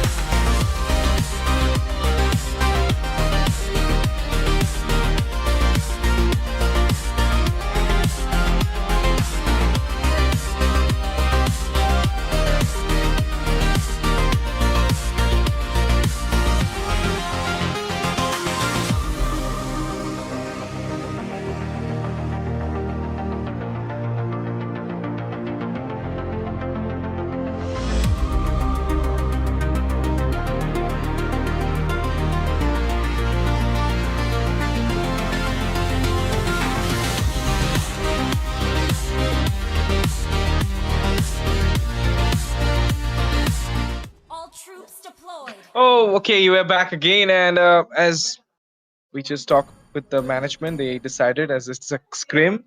If it's a tournament, guys, we have to go for a strict rule and regulations. But as it's a scrim, today we are giving it a pass. The next time, guys, whoever is registering for the scrims, they need to show proper proof that they are having the glitch. Otherwise, they will not grant the redraft. But it's not a redraft actually. It's actually just the retribution got changed into the hand of Ishinshin, and other heroes are same. That's what it's a little bit of a free pass to these teams, because we know that this is the rising stage for underdog teams in India. And since we don't have kind of like an academy league like the international scenes at the moment, these are the stepping stones for teams like these. And if a little bit of these game glitches, slight overlooks towards their spells and all, if this cannot be excused even at this stage, then how is the scene even going to grow? So thanks to our organizers for allowing this spell change at the moment, we will be able to see a fair fight between both teams, because this time around Ascension has his retribution, and so far the teams have been playing very passively because they also know they need their DPSs to scale up, and to do that they're gonna have to buy some time in this match. Definitely. And someone said, Anuj, don't let Valentina copy your ultimate. I don't know if it's for the Sora or for the Krog, but how can you? I mean, it's for the Sora, Anuj. Okay, they are saying, but it's not in his hands. So yep, Valentina, am I gonna mark him down again and again? You should have banned the Valentina when you took the Sora, because you had a chance. Second pick Valentina. It was in the second phase of the picking. We cannot say to the Sora that now that you cannot let the Valentina picking your ultimate. How can he do that? But now onto the turtle side. That might be a first turtle for the side of Team QE Nova, because there is no... Okay, the Amon is coming in for the contest this time. So did the Sora coming out for the zone, and already being taken out. That shifting clouds. He goes into the flicker, and we can see that Mountain Shocker release as well. Retribution from the Albert Einstein, and Colgate goes down. So do Anuj. Double onto the Amon. Prime falls down there. Triple secure onto Knight. My goodness. Turtle and four kills, and now the blue buff being taken out as well. So this is like domination in the early phase of the game. Indeed, and I think that is the advantage of having a Phobius, and even the carry with such a beautiful rotation towards the turtle side. It actually gave their team an edge, because the Leslie was not able to come on time, and even when she did, she just got taken down. So the Valentina pick here was actually something Team Nexus should not have given, and that turned out to be the issue for both of these teams. Definitely, the way they channel the fight there, retribution, then triple for the Ishinshin. This is the thing about Ishinshin. Even though it's not even played in the meta, but okay, Mountain Shocker, mega kill secured. It's because whenever you're giving snowball to the Ishinshin, he's vulnerable, like for the team he's playing against. But now, look at it. Phobius goes in for the Infernal Pursuit, and Sora is trying to go back at 25% of health. He managed to go. No casualties, just the top one. That 25% is thanks to the regen, Ash, because he was literally at like 5% remaining HP, and somehow he just was able to walk back because of the fact the Grok blocked the Marcel right on his tracks, and somehow this Marcel is pressuring their EXP side quite a lot, because they know that the Sora will be easy to kill in the early phase of the game, and the carry should be able to handle against the Leslie pretty well for now. And the Leslie isn't even worth killing at the moment, because she's on the 0-2, and she won't be having her farm anytime soon. But look at that, the Marcel goes in, gets a 3-man freeze, and that's going to be the Amon getting absolutely taken down by the YSS, and he's on a 6-0-1 under 5 minutes. Definitely, this is like huge form for the Ishinshin players. They love to have this domination in the early game, and having the endless shads there, still the Amon couldn't give out proper, I thought the Amon will be onto the utility, but he's onto the damage. So yeah, this is gonna happen more and more. Phobius goes in. The Sora is right now losing the lane. So did the Amon against the Ishinshin farm. And it's just the God, but still the God is not engaging into any of the team fights. Oh my God, goes in there for the fight. Secure the kill onto the Amon. Now he's losing all the creeps and buffs as well. Indeed. Now the carry trying to mark down the Leslie, and that's going to be an immediate backup coming in from her team as well. So beautiful rotations coming in from the side of Team QE Nova. It looks like Nebula failed to do something, and Nova is here to redeem themselves for it. So obviously, good effort by these players right here, and the scoreline is still somehow on a 9-0. And if I'm not wrong, this should be a fairly easy end for them unless Nexus pulls off a miraculous comeback. Crazy domination, I'll say, from the side of Team QE Nova. But into the blue buff. Okay, the Mon coming in for the contest. And Retribution doesn't even got it, man. Still not having the blue buff yet. The Ishinshin is getting farm and farm and farm. More and more. And now, as the Mon is having the retreat, might go for the turtle, but turtle, it's about to come in 20 seconds, so I believe the Retribution cooldown will be up for this Ishinshin. And on to the top side, the carry, she's farming alone. Leslie coming into the bot side, but I think coming back from here is so hard. God, gonna go for the initiation. Okay, they are looking for something definitely, and you know what, leaving the carry like that onto the top side just means giving her free farm no matter what the situation is. And the Leslie isn't even dealing damage to a Valentina, bro. Now this is just unfortunate. Gets a double setup onto two people. YSS trying to go in for the fight, and carry is already here thanks to the river current being in their favor. Oh, Mystic Gus dealing quite some damage. Flickers inside the turret to save himself, but it's not going to be enough as the carry already has so much of farm onto herself.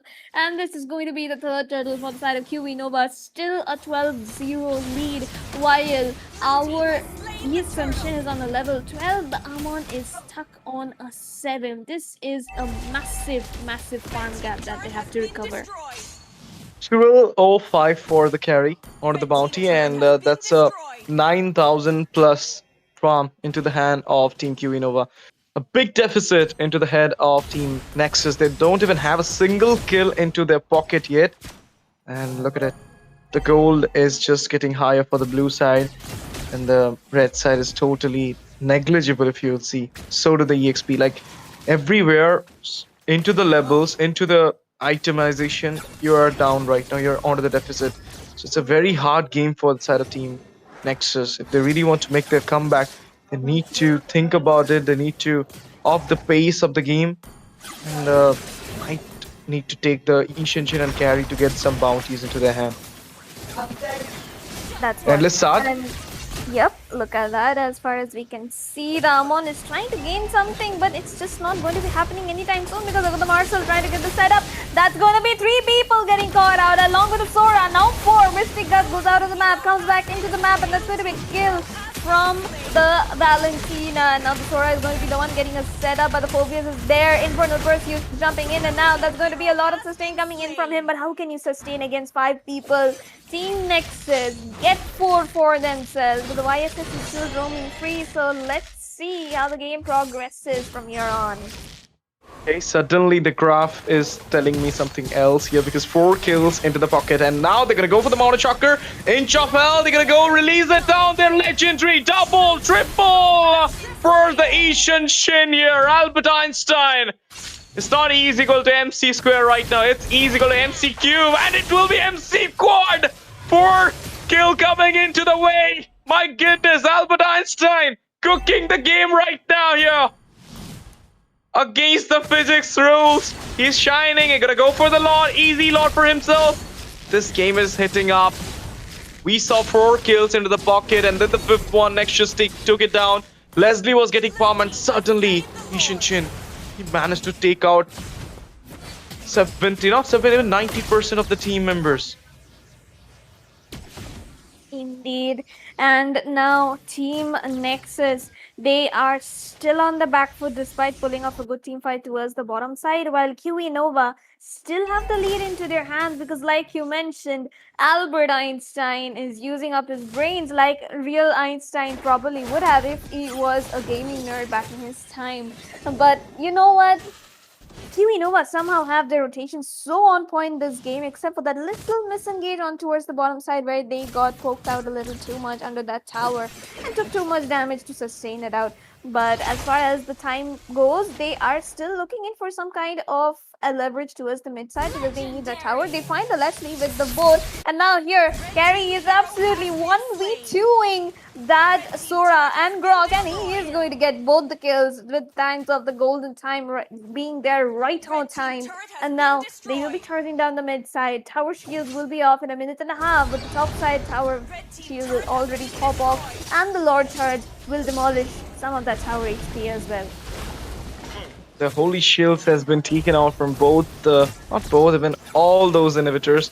And they're trying to go for the window open thing. They will be opening it. Oh, no. Carry was overextending, and that will be the punishment for it. The Sun and then the Mystic Gush. Brush coming out from Nirvana. They got the kill there, and now Flicker comes in from the Valentina, goes in for the Shifting Clouds with an IMU. Mountain release as well. Legendary secured. Albert Einstein goes in again for a double. He might be getting a triple as well. This will be it. Mid-tier 1 falling down from here. They will be taking out those minions and knocking the door of the base. But no. Good clearance coming out from the God here with the Mystic Gush. As well as on the top, I believe Leslie and the Co will manage to clear it down. But Marshall going for the poke here.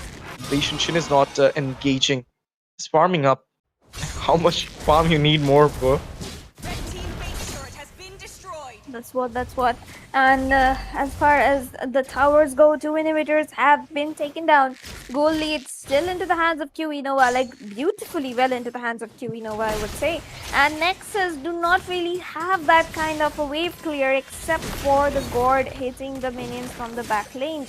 The Leslie is a single target hero and he isn't able to deal any kind of damage even now because the members from the side of QE Nova have built up their defenses perfectly. Plus they have got a shielder for them, the Marcel, who's constantly interrupting the skill cast from the side of Nexus. So the Lord coming up in another 10 seconds is a very bad sign for the side of Nexus because they do not really have anything to delete that enhanced Lord which is going to be coming in. And now the carry is also on a very high farm along with the Yesumshin. So once the golden time is casted, it is going to be quite possibly a wipeout if more than 2 people get caught out in that. Lord. Easy for QE Nova. They don't need any. Oh, that's the Mystic Gush. Beautifully being done. And the Valentina being taken out with the golden hour. 3 people got the way. Mortar Shocker, Endless Shot being used as well. Legendary Seeker by Albert outside. He's gonna go for a double here. But we're gonna see the Shifting Clouds with the tank form. But the penetration is too high at this moment. Ishin Shin gonna get double. Colgate goes down. Oh, that's the snipe. Let's go. And right now, Team QE Nova just chunked down that base as fast as possible and they managed to secure a victory. The thing which Nebula couldn't do in the previous game has been done by the side of Nova in this one, and it has been done absolutely beautifully. And despite the drop from the side of Team Nexus being pretty decent, they were unable to execute it to its full potential, while the side of QE Nova played out their comforts and did an amazing job of dominating right from the first minute of the game.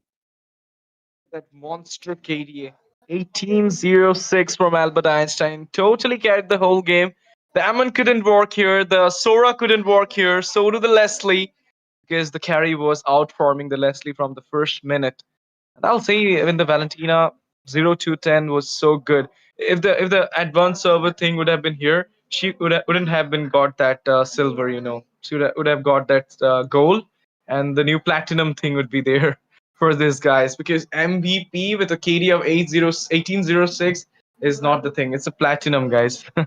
But with this, me and Sarah will be taking a short break, guys. Don't go anywhere. Stay tuned with us because Algambo Esports weekly Scrim Clash is going on. MOBA Warmup Clash series.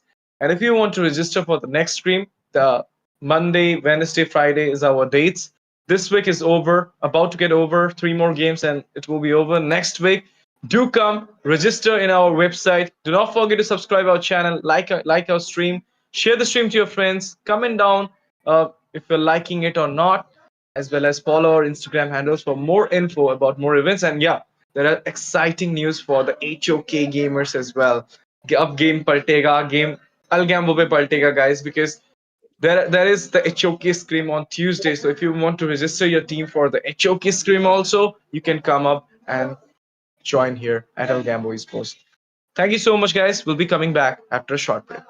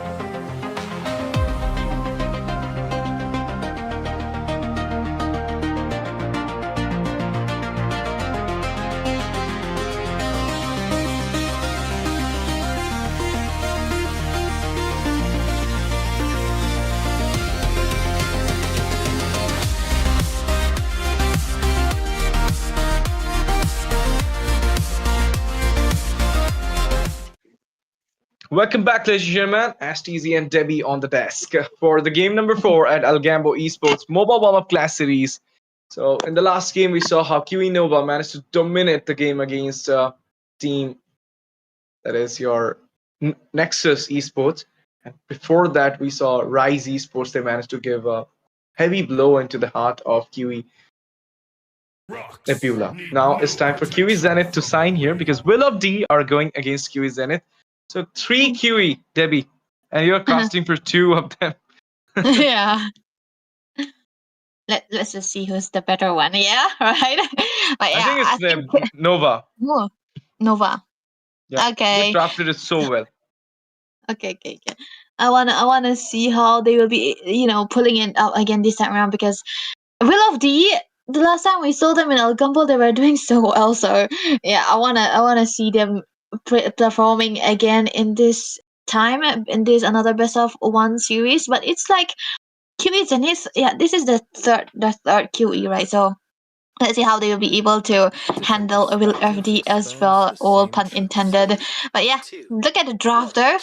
Baxia banned away as well as the Marcel. So these are the players that are really comfortable on knowing the meta, right? But Balmond ban? Maybe gonna go for Akai. Oh. Okay. Makes sense. They can actually go for the Akai here first pick. Because never mind. Mercedes, they just banned it away. They were like, nah, we're not gonna give you the Akai no matter what because it's really, really good here. And the setup looks like they wanted to go for the Akai as well, right? So it was a no-brainer for Zenith to ban it away. But I believe the Paquito is also a really good option, but they do not go for the Paquito. They wanna go for the Zetian first pick. I don't know about the Zetian first pick. Maybe they're stopping the side of Zenith to go for a bit of a utility. Not sure because like having the Jushin first pick, God first pick, there is a chance to go for the Barats, or you can say that even the Harith and Phobius was open, Paquito was open, Freya was open, but out of nowhere, Will of D wanna go for the Zetian. Okay, they wanna be into that pocket pick comfort kind of thing, but still, like Zetian in this economy, I don't like it much because nowadays Ray also mentioned this, like you go with God or a Chushin, you cannot leave it out, and there you go. Suddenly we're gonna see the God as well as Phobius coming in. Yeah, there we go. I think the Gord and the Phobius should be picked together because if you pick out the Phobius before the God can actually melt you down. And I think for the Saracens, they do understand this really well. And yeah, they are doing going directly in for it. But the Lapu is strike up a sort of hero that you want to pay into the XP side so that at least you'll be able to match out the rotation coming through from the Phobius. It's kind of a dead lead if you ask me. But on to the other hand, Will of D, they prioritized onto the carry first so that at least they will be able to get the marksman first and ban it away if Zenith does not pick it now. But they pick away the Cloud. This is very interesting. They should. Yeah, it's very nice that these two teams are prioritizing onto the marksmen this early on because it's going to be getting banned away if they don't. It's a mirror pick. They went for the EXP, they went for the EXP, the mid is here, the goal is here. Literally, like I've been seeing this after a long time because nowadays teams are prioritizing the meta first, not the mirror. But Team QE Zenith, they went for a good one. Leo mode? Okay. I was not expecting the Leo mode to get banned here though. Because me too. a lot of heroes were open and they're banning the Leo. Okay. Valoric taken out, might be going for the Suyu? Oh no, it's a Fedrin though. All the utility has been gone. So do the Suyu. Right. At least you're right about the Suyu here because it's into the Will of D side when we were expecting into the Zenith side, right? But I do understand here because Zeniths are the one who should be picking out the jungler right now. Oh, Yi Xunshin second time appearance. I think QE love Yi Xunshin, it seems, because into the previous part Nebula didn't win onto the Yi Xunshin, so maybe Zenith's trying to Nova also went for Yi Xunshin, and Yi Xunshin, right. massive play, bro. 1806. He was the key factor of that win. Okay, so but I'm kind of skeptical about the early pick onto the Yi Xunshin, right? Because there's 2 more heroes that can come through here on the side of Will of D, so it's gonna be countered easily here. But Nolan is an interesting pick onto the last pick against Phobius, or even against maybe a Claude. I don't know. but it kind of does well against the utility jungle in comparison to the marksman. But well, he have a very very good burst now and a bit of a, how do you say, he can get his mana back, energy back very early on. So I think they just want to play into the long range into this hero. Maybe, but now high loss. Okay, that's a good pick. High loss Phobia's God. It's a OG combinations though, but at the same time, if you wanted to go for the high loss, you could have went for that Chushin, but maybe they know like we're going to ban the Fedrin and all, so there will be no utility, no need of Chushin. But at this moment, if the god is going not for a flicker, then he might get busted by this, Nolan. So the backline needs to play safe here in the early game. Yeah. But as you mentioned, 3 Ishinshin pick. I don't know who is the analyst for QE. He loves the Ishinshin for real. It's so in here, right? And I think, I feel like I like the draft now for a Yishin here. Because at least now, even without the combination, they have a good frontliner that can actually stand in front of him. So that when the time comes in, they will be able to get the tankiness right. And then he will be able to have so much spacing to go for the damages here. So let's see though, Max onto the Yishin Woods pattern that they want to go for here. I think it's going to be into the opposite side here. So yeah, they're going to be focusing onto the XP side a little bit more here. GG start from both these sides. They're going to go for the side crypt rotation here. So do Dread Phoenix. I'm going to try to zone out the Ishinshin here and give some little bit of, hindrance to him. Hylos coming in for the follow-up. Oh, that's the burst. Okay, a bit of focus into the mid side here coming through here for both of the teams right now. But yeah, I think for Genis, they should keep the bot lane a bit into a dead side, so that at least both of the marksmen will get the farm, because they already have an early game hero that can play around the map with Nicholas onto the Nolan there. But they need to have a very good winning lane onto the XP side if they wanna go for that first turtle. Because for a Nolan and a Yishin, you would think that maybe the first turtle is not gonna be that much of an important. But they need to have this first turtle so that at least one of them can be able to have the upper hand. Because like I think both of these heroes are gonna be a bit 50-50 into the damages that they have so far. Not much of a counter, not much of a re-counter. So first turtle might be a good call here for both teams. About to get, a 2v1 scene there. He's playing safe, that's a good thing. Because, might get vulnerable with that Nolan rotating down to the bot. But now, as the Nolan on the bot side, there might be a chance that Ishin going to go for the turtle. Before that, he's going to take the Tron Lizard out. Oh, Nolan goes into the fracture. PMI defense. Yep, that was a fast move coming through. It was a close call there. Genis, though, they're the ones starting onto the turtle instead of Will of the. But yeah, look at the stun. Okay, the Fear of the Phoenix connected, and that will be Neil is falling down immediately, and it will be hit it as well. 1-for-1, 2 men down, and for the pursuit coming into the way, shots after shots. Oh, the Kacha is still surviving though. He's getting chased down, but he somehow managed to go back. The Phobia is going a little bit deep, not targeting the Kacha. Was a real save for him. There was actually very, very much of a close goal there. But yeah, I think it was a bit too much for Nicholas to be stuck there, because in that position you don't have to go there as a jungler, and it's an assassin after all too. And I think oh no, that was the skill onto the turtle in front of their face, and worst of all, as he used the retribution. Yes, that's the thing. I can't even believe it. Like, it's just the skill of Poke and all that he managed to take out the turtle there. Will of D will be so much angry right now with Nolan's for this move, but beautiful. That was like, you wouldn't have expected it to happen, but it happened there. But Rithik is just like, it's not really recommended to go. Oh wait, top lane again? No, Fear the Phoenix connected, but oh my goodness, Nolan! Fracture! He managed to take down the Phobius. I think the Phobius is playing a little bit of overcommit. something in each and every team fight. But now the cross map play comes in there. Okay. Shocker blazing to it. They're trying to take out the carry, still surviving. Getting chased down with the islands. Glorious spot. The flicker comes in. She managed to go out with a nick of health. I can't believe it. Even the Zatians survive. Holy hell. And that's the AOG comes in. God falls down immediately there. They got a trade out of trade here. 1-for-1. GG. Whoa. The carry and the Zatian, they managed to go back. Nick off health. Yeah.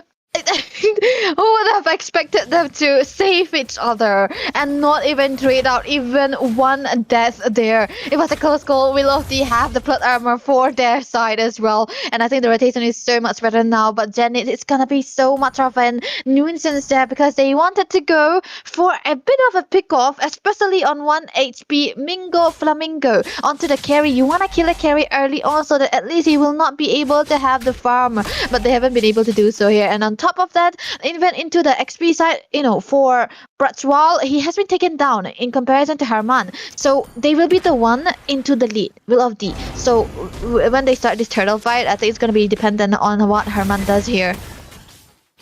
Okay. Will Hrithik managed to take the turtle again. Glorious pathway selected here, as well as the Monoshocker release for the N4. He will get the turtle retribution where the Phoenix comes as well. That's the AOG. Everything goes down. Bravest fighter here. Armin got the kill and immediately got punished there. Redemption onto the mark. And now they're chasing down the Katot Kaja, but he'll be safe. Yeah, that was a very, I don't know. Wait. No. Again. Bro, it's so slippery. He is slippery, and I don't know if he is a Ling or a Fanny, but he is a carry, and I don't know how he's able to survive for those long instances where he could have gotten killed right there. But this is good for Will of D, right? Mingo Flamingo, I think he's got those real worthy plays there. Even if it's not the good plays, it's more like his survivability. But yeah, I think he's still gonna be not behind onto the goal, even though he's got low. He haven't been taken down, so still there's time for Will of D to have a very, very good damage output here if the carry gets the Trinity on time. But Suguro, though, he's also doing good, right? He hasn't been taken down even once, so he can actually be the one they play around for.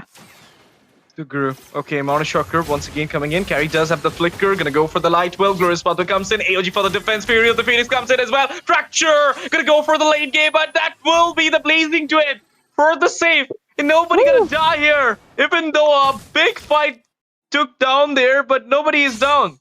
Nice. Well, it's like a war happening, and no one, not bloodshed, right? It's like a cold war, and not much of a compensation too either, because they haven't traded out with any neutral objective. No turtle, no turrets. Look at the stun.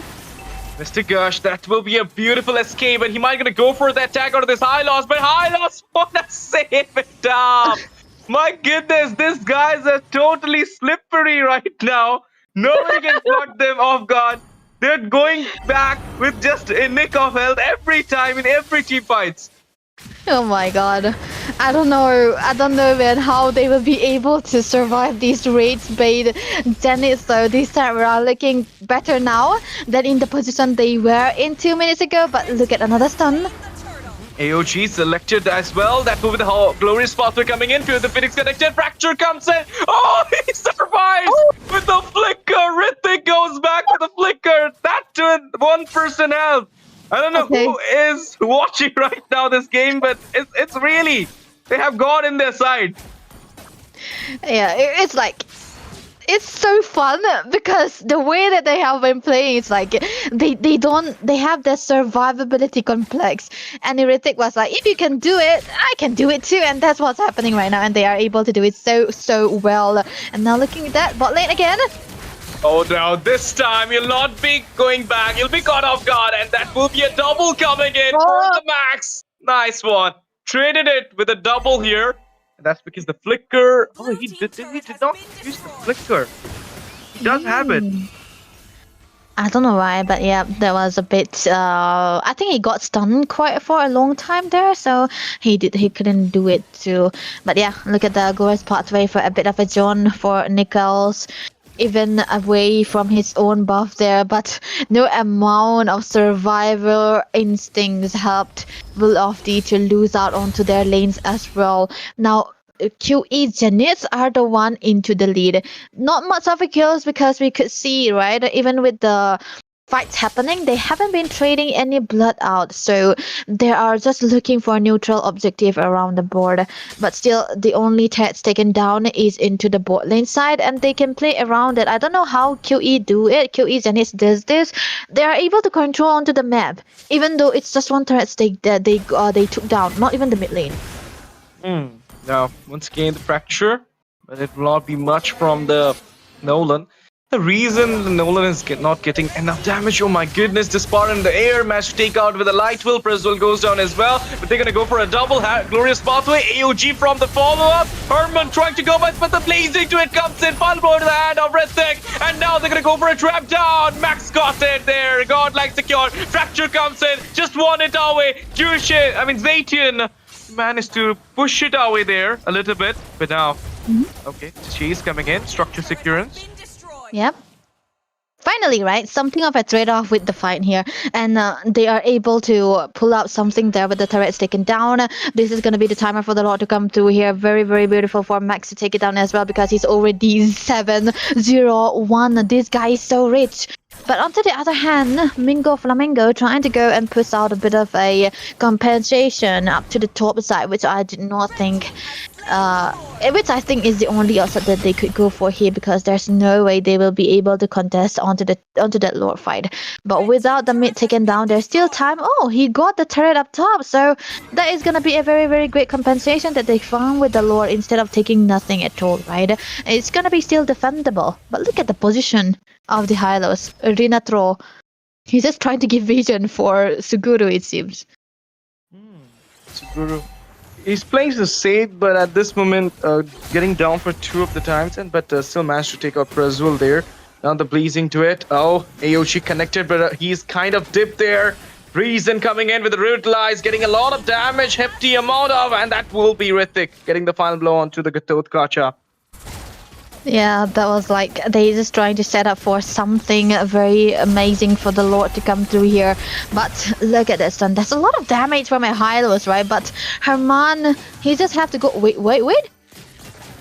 Bravest fighter, Herman, goes in there, getting a lot of bonks as well as the taunt. And that will be the blazing 20 years. Oh no, the Nolan was trying to go for the fracture on the Claude, but immediately falls down. Mounted Shocker comes in. Herman couldn't survive. That's a bullseye. Okay, this is like, I don't know, they are trying so hard to defend onto the mid side, and I understand, but there are some instances where you can trade 1 kill for the defend onto the turret, not more than 1 man. Now it's still not worth it after all, even if they were trying to defend it, because with 2 kills that they already have, they are actually losing out more. Because they lose the turtle, they lose the turret no matter what, and they're losing out 2 members already. So this is definitely going to be good for the side of QE Zenith. They can clear out onto the side lanes because the Lord will come through into the bottom side. They can actually set up a low, slow push onto the top lane. And when the time comes for the Lord to come through, then there will be a time that they can find some good sinking onto the minions and at least get the Lord or bait it out as well. Minions marching in there. There is a huge chance they're gonna go for the, inhibitors in this lot. But I believe Team Will-of-D, they're waiting for that carry to get farm here.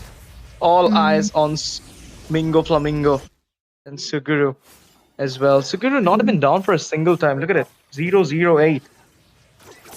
Yeah, he's actually doing good. But to know, honestly, as a Claude, the thing you should do is be so much better into the side lane clearances. And I think they could do that because Rithik, on the other hand, Rithik with Max, they are the one with the kill pressure, the more damages. And they are using Suguru as a lane clearer. Flicker, wait. Okay, the flicker comes in. That will be a trap down. You're gonna go for the infinite pursuit follow up from the Nolan, and this will be a kill for Nilo. You also beautiful.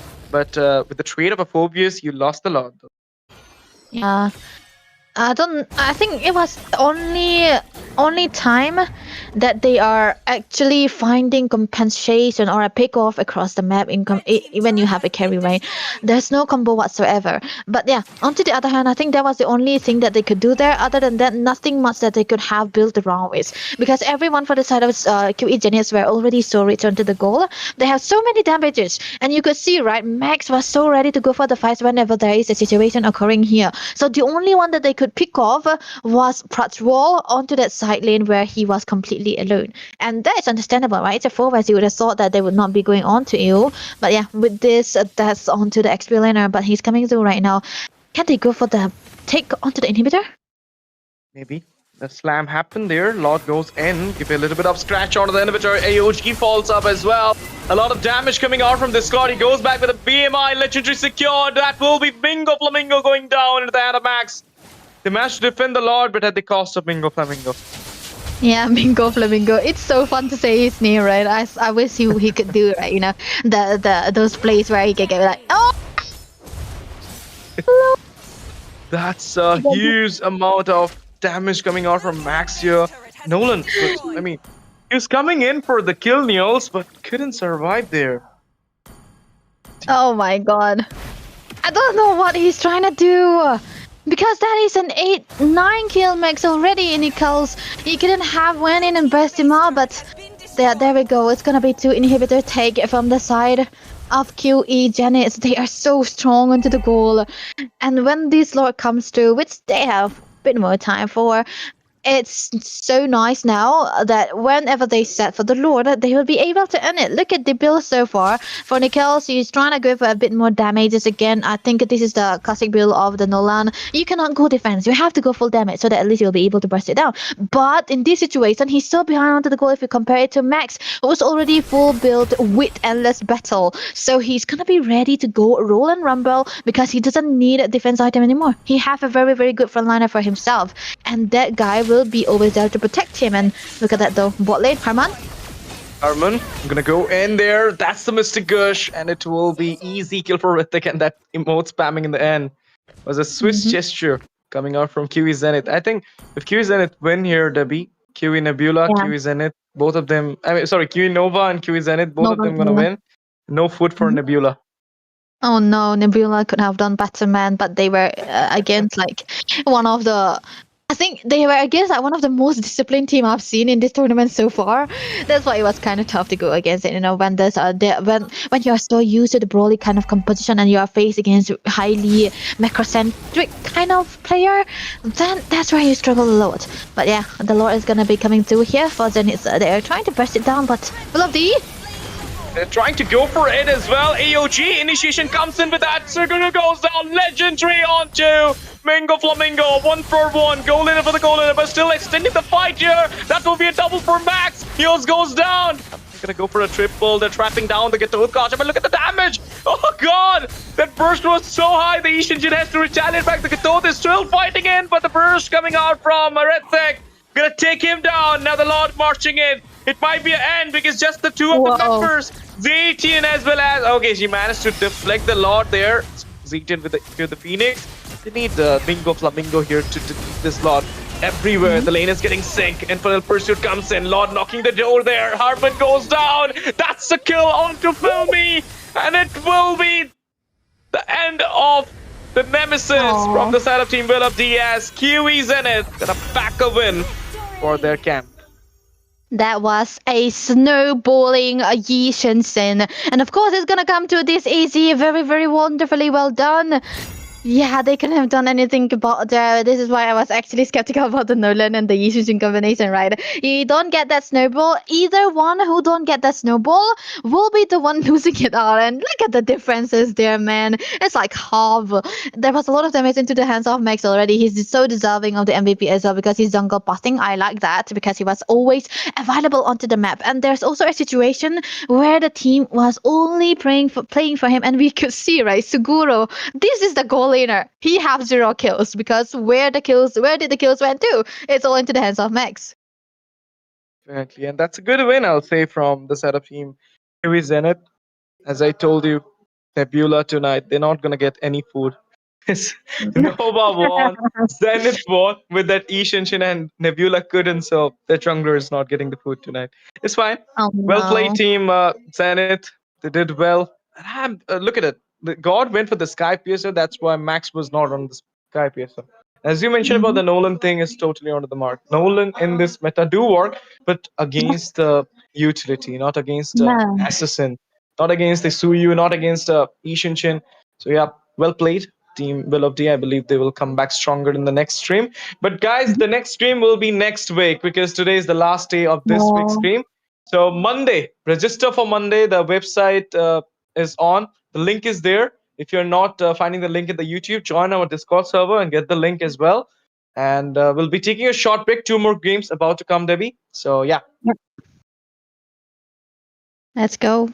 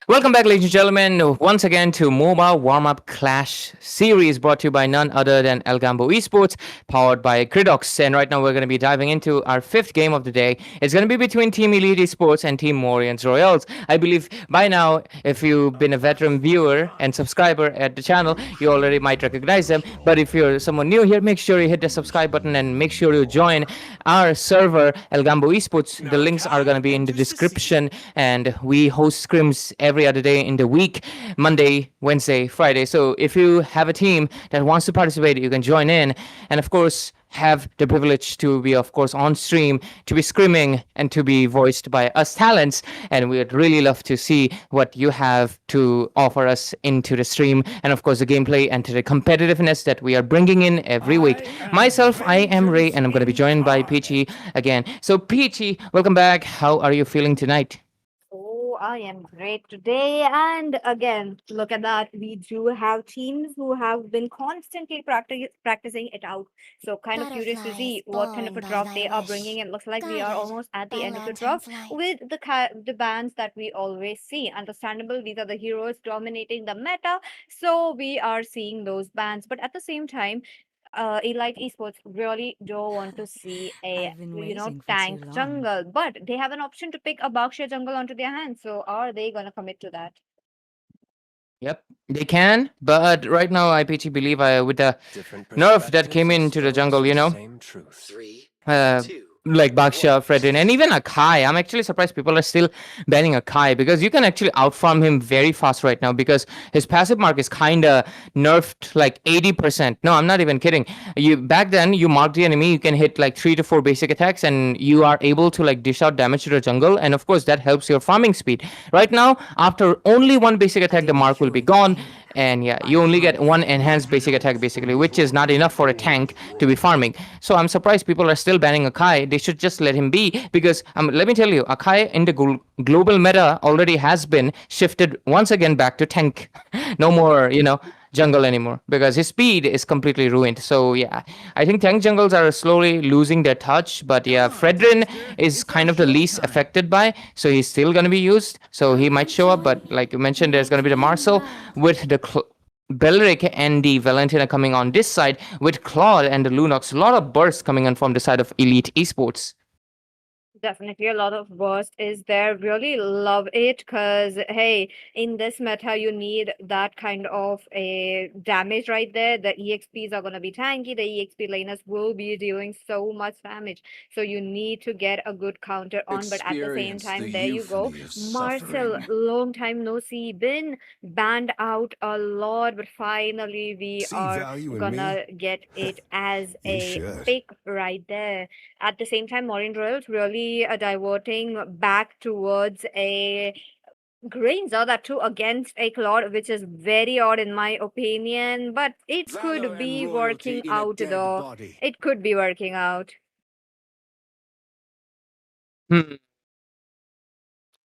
Fredrin ban with the Leo mod, and like you mentioned, yeah, we do get a Granger right now. So with all of this on point, they might be following it up with maybe even the Baksha ban, I guess, if they really want. Because the thing is, Elite Esports right now, they're going so burst, it does feel like going for a tanky jungle feels like the most obvious answer, so they're just banning out another one. And like I mentioned, Fredrin is the one least, affected by it, I guess. I do need to play him a little bit more, but from the matches I tested, it's slower, but not as slow as Akai, and definitely not as slow as Baksha. Baksha used to be much faster, but they will ban out the Sora for the potential of a set, and Elite Esports, they ban out the Guinevere. Both sides really aiming for each other's jungle because it's not been picked yet. Definitely. Let's see, quite a lot of good junglers as well as EXP have been banned out. Really understandable given the fact that you need a hero which cannot be selling. Scaling a lot into the late game, but Maureen is choosing to go for a hero to get into the late game. This is really interesting, but will the biases get here a chance to farm? Because once you invade, and biases is very easy to invade. So modern roles having Valentina into the mid will be facing a bit of a problem. I agree with you on that, Peachy. And right now we're going to be getting the YSS popping in for the side of Morian's Royals, with the Baxia, ultimately the one that was left out, picked up as the frontliner. As Elite Esports are going to be going for a draft that is going to be revolving around the Marcel and the Alice are the only one responsible for making the set, with Claude and the Lunox going up with the damage. A very potentially high risk, high reward draft where they can eliminate most of their opponents out, but it comes at the cost of the fact that their squishies are too vulnerable and too exposed, and they can easily be picked off because Alice cannot stop Yu Zhang from, killing Lunox or Claude.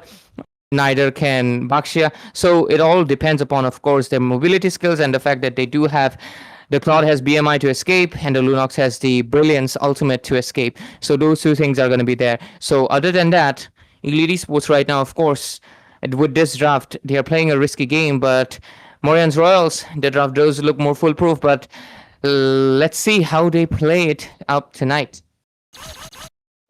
Let's see, and with that, ladies and gentlemen, into the land of Dawn. Here we go. The team are getting ready right here, and this is going to be again a best of one series. So these teams really have one chance to prove themselves that they are very, very good right here. And this is how you are gonna get practice. You can come up here, you can actually go, try out something new. And since the tank jungle have been really pushed back, look at them. Assassins are away. Let's see. Into the mid lane, there's going to be a bit of a pressure coming in. Eren trying to get a taunt on, but at the same time, you are going to see Minje, who's going to be quite annoying. Look at him opening up the map as much as possible for the gold laner as well as the mid laner. Really looking good.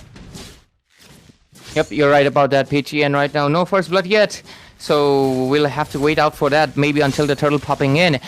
Until then, the Little Wonder is out here. Baxia might be able to commit to it. Yes, he will. Retribution, and just leaves it away.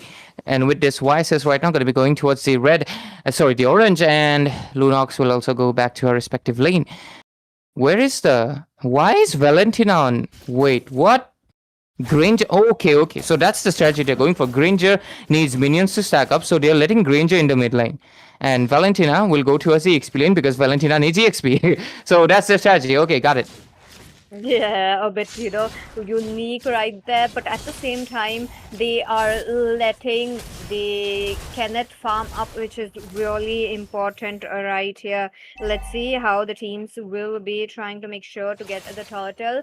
12 seconds left for it, and this is going to be the first turtle you are talking about. And being the first turtle, you need to make sure to get as much as gold right here, because that is going to transcend you and your team on an advantage during the mid game. Kenneth, look at him, he's still trying to get a farm hub despite being a bit level low. But what about Victor though? I'm not quite sure, and I'm not following why he's just roaming around. For now, no first blood still on the table. Turtle is spawning in, and YSS is looking in a better position with his team zoning here. Let's see what happens right now. The side of Morian's Royals, they're bringing something new and creative. Granger right now, he's just standing. Why? Yeah. Okay. Look at him getting stunned off. He's gonna be the first pick off right there. And Hero with the first blood. Minje really looking quite low. Pops up his golden arm, making sure there is going to be a frozen onto his enemies. Wait a minute, a bit of a low mana. Oh my goodness, Alice! What a way that you have entered. Really fancy right there. But at the same time, Turtle will be reset. Yeah, no turtle for either of the sides, and right now we'll just move on forward. But Baxia does feel like he's gonna be the first one to be popping in right now. Granger flickers in, gets frozen. Oh, I do believe he does have some network issue. Look at him, he's not even on his own lane, giving away Claude so much farm, and Sanford gets one. That is really a good 1v1. Kenneth looking quite low as well, yet going up for the farm. Kaiser though, if someone doesn't stop this man, it is going to be really a lot into the late game or even into the mid game, which is quite important for Morian Royals. So for someone, they have taken a bit of a late hero. Okay, Victor pops up a flicker right there in a defense mechanism just few seconds ago, but for them, going for a gank might not be it. Yeah, and right now, the score being 1-1, but of course the turtle being away for the side of Elite Esports due to the effect of Baksha. I think, yeah, Victor is definitely lagging, or something is definitely wrong, but there's no ask for a pause, right? I don't see it, so maybe it's just like high MS, you know, rather than being unplayable. He's trying to adjust, but yeah. Anyways, with this on board, we're moving on towards 5 minutes towards the game, slowly from the early to the mid shift. Looks like he's finally okay, and he will back off. And right now, the bottom lane being so exposed, I believe they needed to send Valentina into the EXP lane, man, because she would have enjoyed the EXP instead of like staying in the goal and like getting bothered by the Claude like that. And right now they have even lost the lane, and right now Kaisel here is going to be able to get the DHS, which is ultimately going to be putting him much ahead of the Granger, which ultimately just backfired completely. Yuzhong Gold, Valentina EXP would have made a lot more sense than like just pushing Valentina towards the goal and swapping. And it's not too late for that right now as well, because the Claude is really found up, and if Sanford really goes against the Kaiser, it's going to be 10 on 10. Look at the level difference of, because, the Granger was not able to farm another turret, might be falling in. Eren jumps in, and Kaiser knows that his farm might be taken down. He's waiting it up. Another Lord is here. Hero will be there taking down the turtle, and Elite Esports really enjoying the comfortableness that Maureen Royals have given them. Yeah, absolutely, PG. And right now, both teams have been maintaining discipline after that first 1 kill on both sides. They have not committed yet. There's going to be a blazing duet on the mid side. I don't think it's going to be worth it though. They don't get a kill, but 2 ultimates are going to be wasted out, and they're going to be still waiting for a possible team fight. But the macro pressure, the map pressure that the side of Team Elite Esports has been putting in, it's pretty palpable. And if this continues on, Elite Esports will win by the goal margin and everything. But topside, Alice will retreat as well. But yeah, you get it, right? The fact that they're right now just taking turrets, they will win by macro. They don't exactly care about the kills by the looks of it. Definitely look at them. They're not stopping right here. Turrets will be opened up, especially from Kaisel. Bottom lane almost already exposed, while Victor is really reliant on his Sky PSS stacks. And while even at 6 minutes of the game, he is unable to take one with here. He's just gonna get a little bit of a knock-up, and really like how the teams are trying to give out a bit of a backup as well. Sanford realizes he's in a danger, pops up his Black Dragon form in defense. Really a good, but he missed out on his Petrify, and with that, looks like it's gonna be a bit of a pause. Understandable, the teams were lagging a bit though, especially Maureen Royals. Yeah, absolutely. I'm surprised actually they took so long to ask for a pause. But yeah, regardless, right now we will take a slight bit of a pause and wait for the team to be, or we'll wait for 2 minutes if there's no reply. But if there's a reply, yeah, we'll know it's fixed and we'll get back into the game pretty soon. Right now, looking into the goal, the PG, you can see they have a 3,000 goal advantage for the side of Team Elite Esports, and they have already taken down 2 turrets, and right now they're aiming for the top side as well. So it just goes to really show the fact that Team Elite Esports, they're playing the macro game as much as they can, and they might be able to secure the victory just by playing a safe and disciplined game rather than committing to a full-on brawl. Because sometimes, of course, if the game gives you macro, just go for it and do not waste any bodies to be laying out, right? But still, it's only been how much? 6 minutes into the game, so it's still early, right? We have to wait for at least that 8 to 10 minute mark to see where the game is going to be heading, because any second the Granger gets a bit of stack, he might start snowballing too. That is true. That is definitely true. And on top of that, Vices needs the farm. Vices need the stacks from not just the Vices, even Victor, who is onto the Granger, will be needing a lot of farm left and right as well. Again, with the turtles going around into the hands of Team Elite Esports, they are really comfortable now. They will look forward to not give that away towards their enemy, because if they do, they will be in a hot mess as well. Because once your enemy, you know what their weakness is, you really need to take it and you really don't give it away. This is going to be the mentality you need to bring in for these scrims as well. So let's see what is it going to be. Looks like the teams are really, trying to make sure to get their networks fixed. Understandable, in some regions there are still rains, and on top of that there has been a lot of issues lately as well. So let's see right now what is it going to be. The teams will be getting ready, but ladies and gentlemen, you guys still can make prediction on which team will be winning, and do let us know. Yeah, and once again, I will remind, of course, the fact that we have the registrations open for the Monday scrims as well. So we'll immediately start. I believe by the time this clock hits 3 minutes, we'll just continue.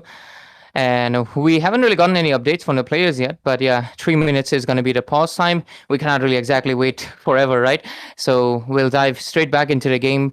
Hopefully they are able to fix their issues, and we'll jump back straight up into the game. And make sure you, of course, follow our Discord server on Algambo Esports. We'll dive straight back into the game right now.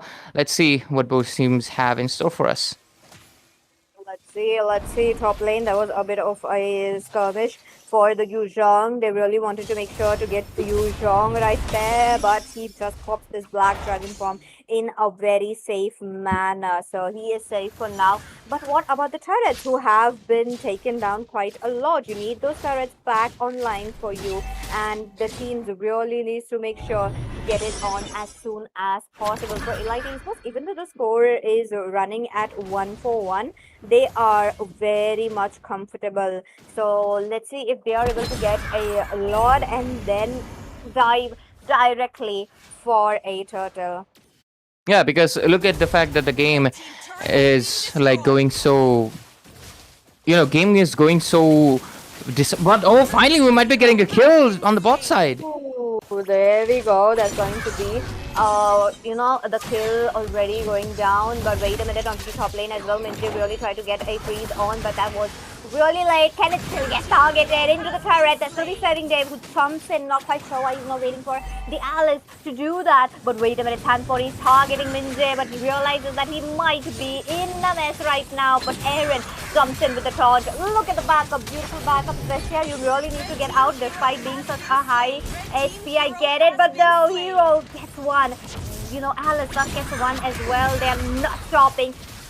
Legit, Sensei will have to pop his flicker in a defensive manner. The Lord is up, and Claude, crazy, he's just starting that up. Yep.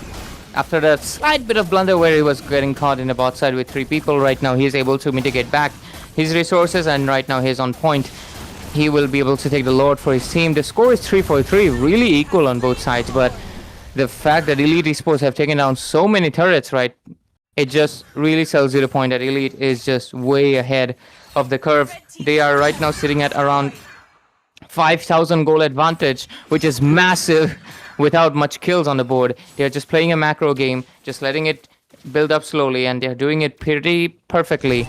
And the start of Morian's Royals, I believe, yeah, definitely the lag and I guess a little bit of decision-making issues definitely played a part.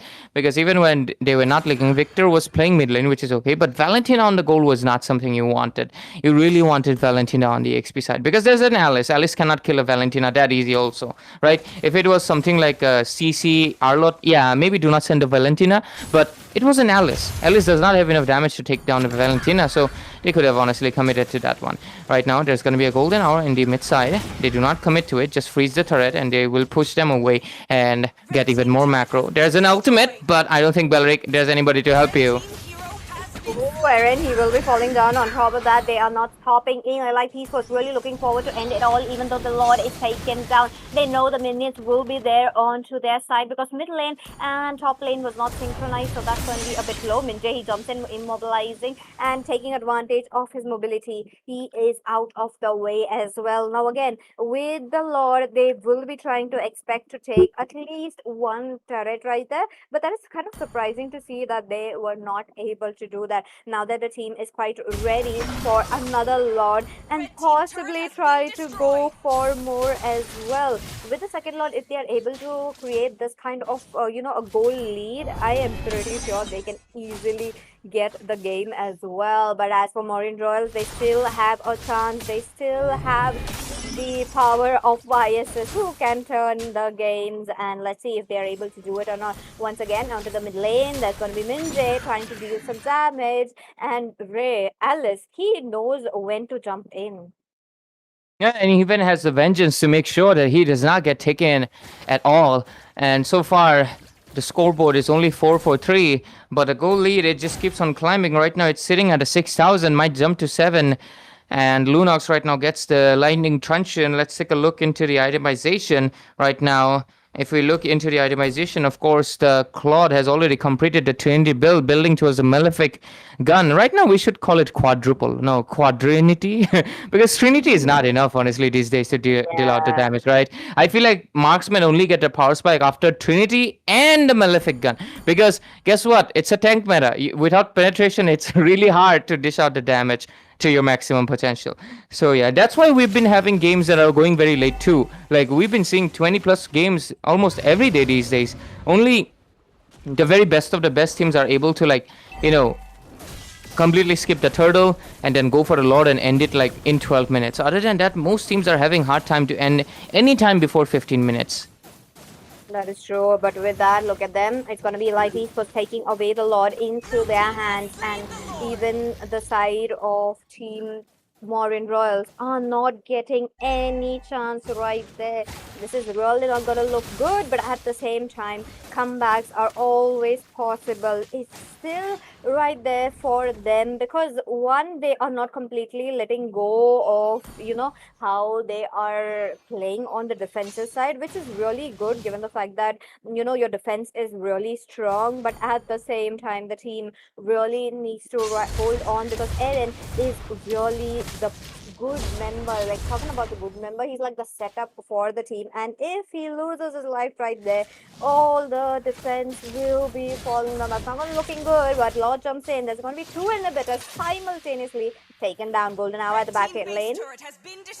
Yeah, most likely going to be able to take down the Black Dragon right in the sky. There's going to be an ultimate blazing duet popping in towards the backside. Going to be able to get a kill. No, Kaizel will get taken away, but Kennedy is going to be falling down as well. With Marcel capturing a kill, they're forcing back them into straight to the base, and the base is right now exposed. Might be able to take it away. Lord's still alive, and they secure the victory with a very fast and sweep one. They play a macro game. They do not push for kills, and they secure a good victory. Morians Royals tonight, definitely, they struggled quite a bit, and it felt like it was not their game. And with this, we get the results. Oh, 6-7. Wow. Oh my goodness, look at that. What a game coming in despite taking a bit of a kills into the hands of Team Marine Royals, yet they struggled to take the victory. I mean, understandable, they had a bit of a problem with their internet issues, and it was very evident, and that also might be the reason they were not able to perform. But as of now, talking about Elite Esports, they beautifully ended the game as quickly as possible. 2 Lords, all it took for them. Yeah, they just play a macro game because you can see literally the kills are 6-7. We don't see this happening much often, and that's it. It's the reason because they played a very macro centered. But for sure, Moyans Royals, they faced quite a lot of issues, but it is what it is for them. But regardless of that, you can see a bunch of silvers because there was not much team fight for anybody to have team fight participation, right? Yeah, that's true. The teams were trying to do little bit into the late game as well, but it was just out of their hands. With turrets falling down, it was just a lot. But crazy. We still have, the registration open up for the next week. So Marine Royals can do a victory there. I'm pretty sure. Yep. And with that, ladies and gentlemen, we're going to be coming back with the last match of the night. Make sure you don't go anywhere. Stay tuned at Algambo Esports powered by kridox. We're going to be right back with MOBA Warmup Clash Series.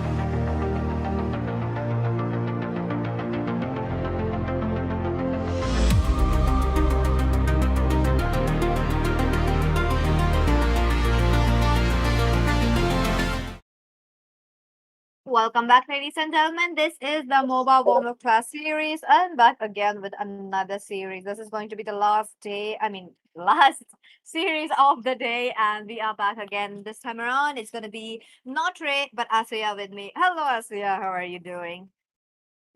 I'm doing good, PG. I hope you're also doing good and everyone else is doing too. And really excited for the last match for today. And today we have Team Almost Pros going up against Team Viper Matrix.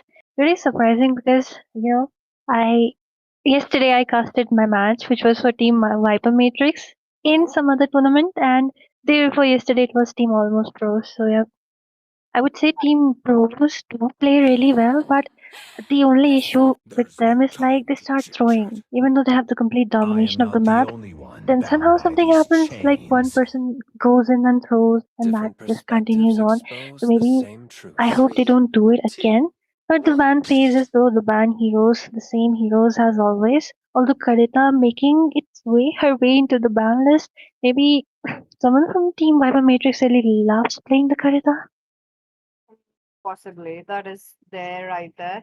And on top of that, that is kind of surprising to see a Kadita as well as a Phobius. Now, since the Phobius is banned off, I do believe we are going to get a Paquito as their first pick. And since we all know that the tank jungle were targeted in the nerf toward in the patch that we just seen recently, so I do believe we might not get it. But at the same time, Viper Matrix getting the one last ban, is it a Claude or is it a Mage? Because still, a mages are creating rampage. Definitely, but it might even be a Freya, since Phoebus is banned away. Okay, it's a Sora. Well, of course, the EXP and the Ghoul getting targeted, and with this, the first pick being the Paquito. I'm really surprised they did not ban out the Paquito when there is no Phoebus to counter out. But it will be a Zacian as well as the Ruby. Ruby might go into the goal, but again, we are seeing that how, like when she got buffed, all of a sudden she was pretty prevalent in the goal lane, but suddenly people don't pick her anymore. So it's probably the EXP against Paquito, and I think she works well because the heals are there. And she even got a bit of a rework into that passive, so her damage is more and her heals are even more. Definitely. Let's see how the teams will be working around with a Akai as well as the Zatian as well. Really curious to see how the Zatian's gonna be working in, given the fact that since this is still a semi-tank meta, yet the teams really love to pick something interesting onto this tank. Again, Almost Pros are really putting up a Akai onto a flex. I do believe there's like a lot of teams who have started playing Akai onto the tank as well. So that's going to be a flex pick right there. Viper Matrix also putting a Ruby onto the flex, which is really interesting to see. Now all what is left is them trying to pick up, a jungler. Okay, no jungler. I feel like a jungler, as in a Fredrin, could work out very well, but there's going to be too much tankiness for the side of team Almost Pros. But Viper Matrix really should take a cautious ban right there and should be banning it. And it is Ling. Well, for the Zacian, I think Ling is an issue because he can dive in pretty easily and take her down. And the burst, especially after the rework onto the passive of a Berserker Fury, the Ling kind of hits a lot even towards the late game. And talking about the Akai, I would say that he's still pretty good.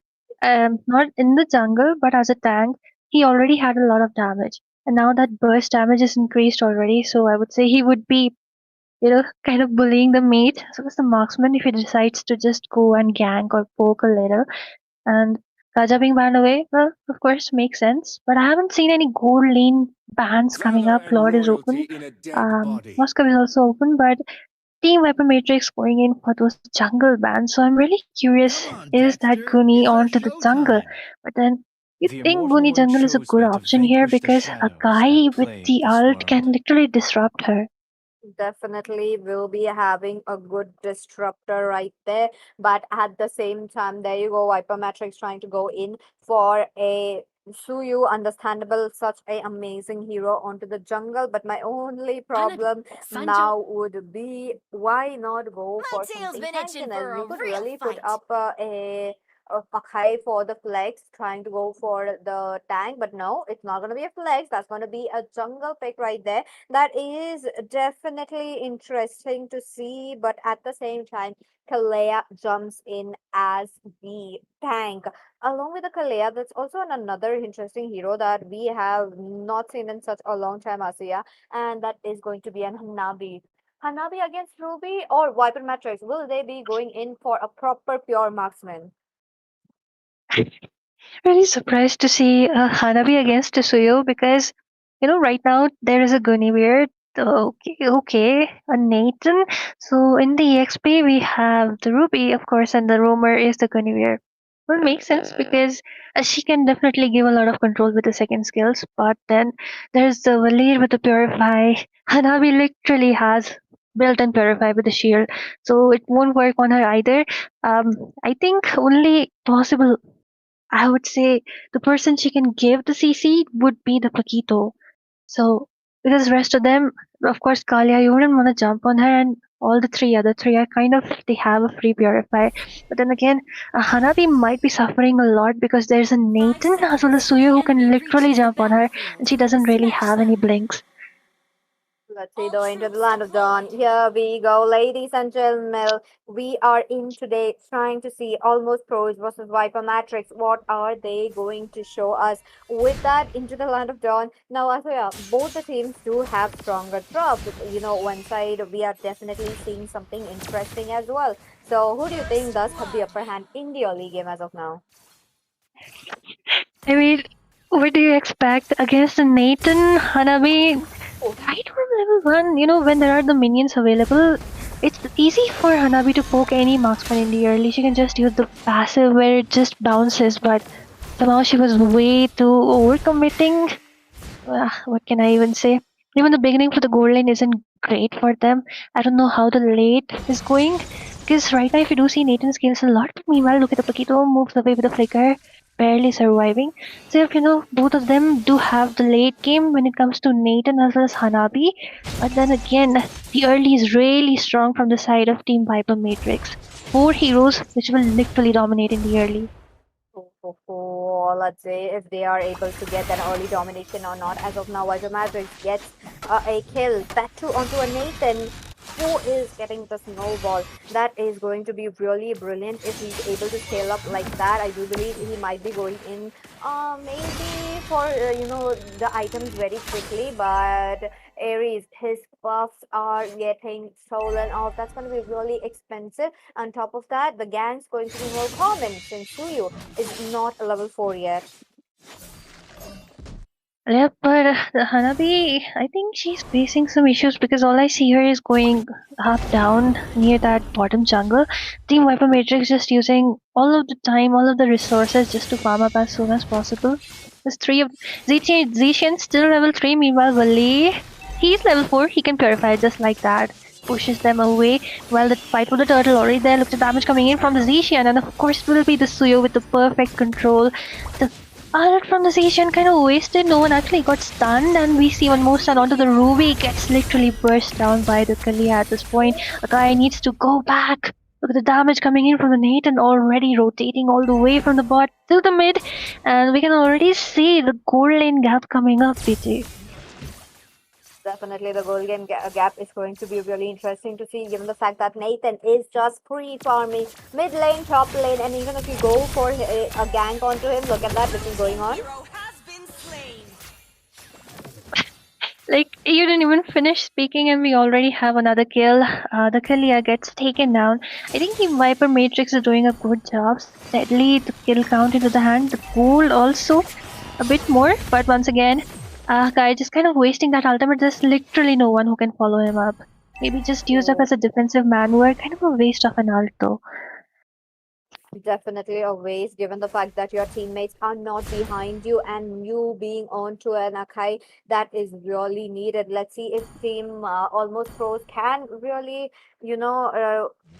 turn the tides, given the fact that the other lanes are really uh,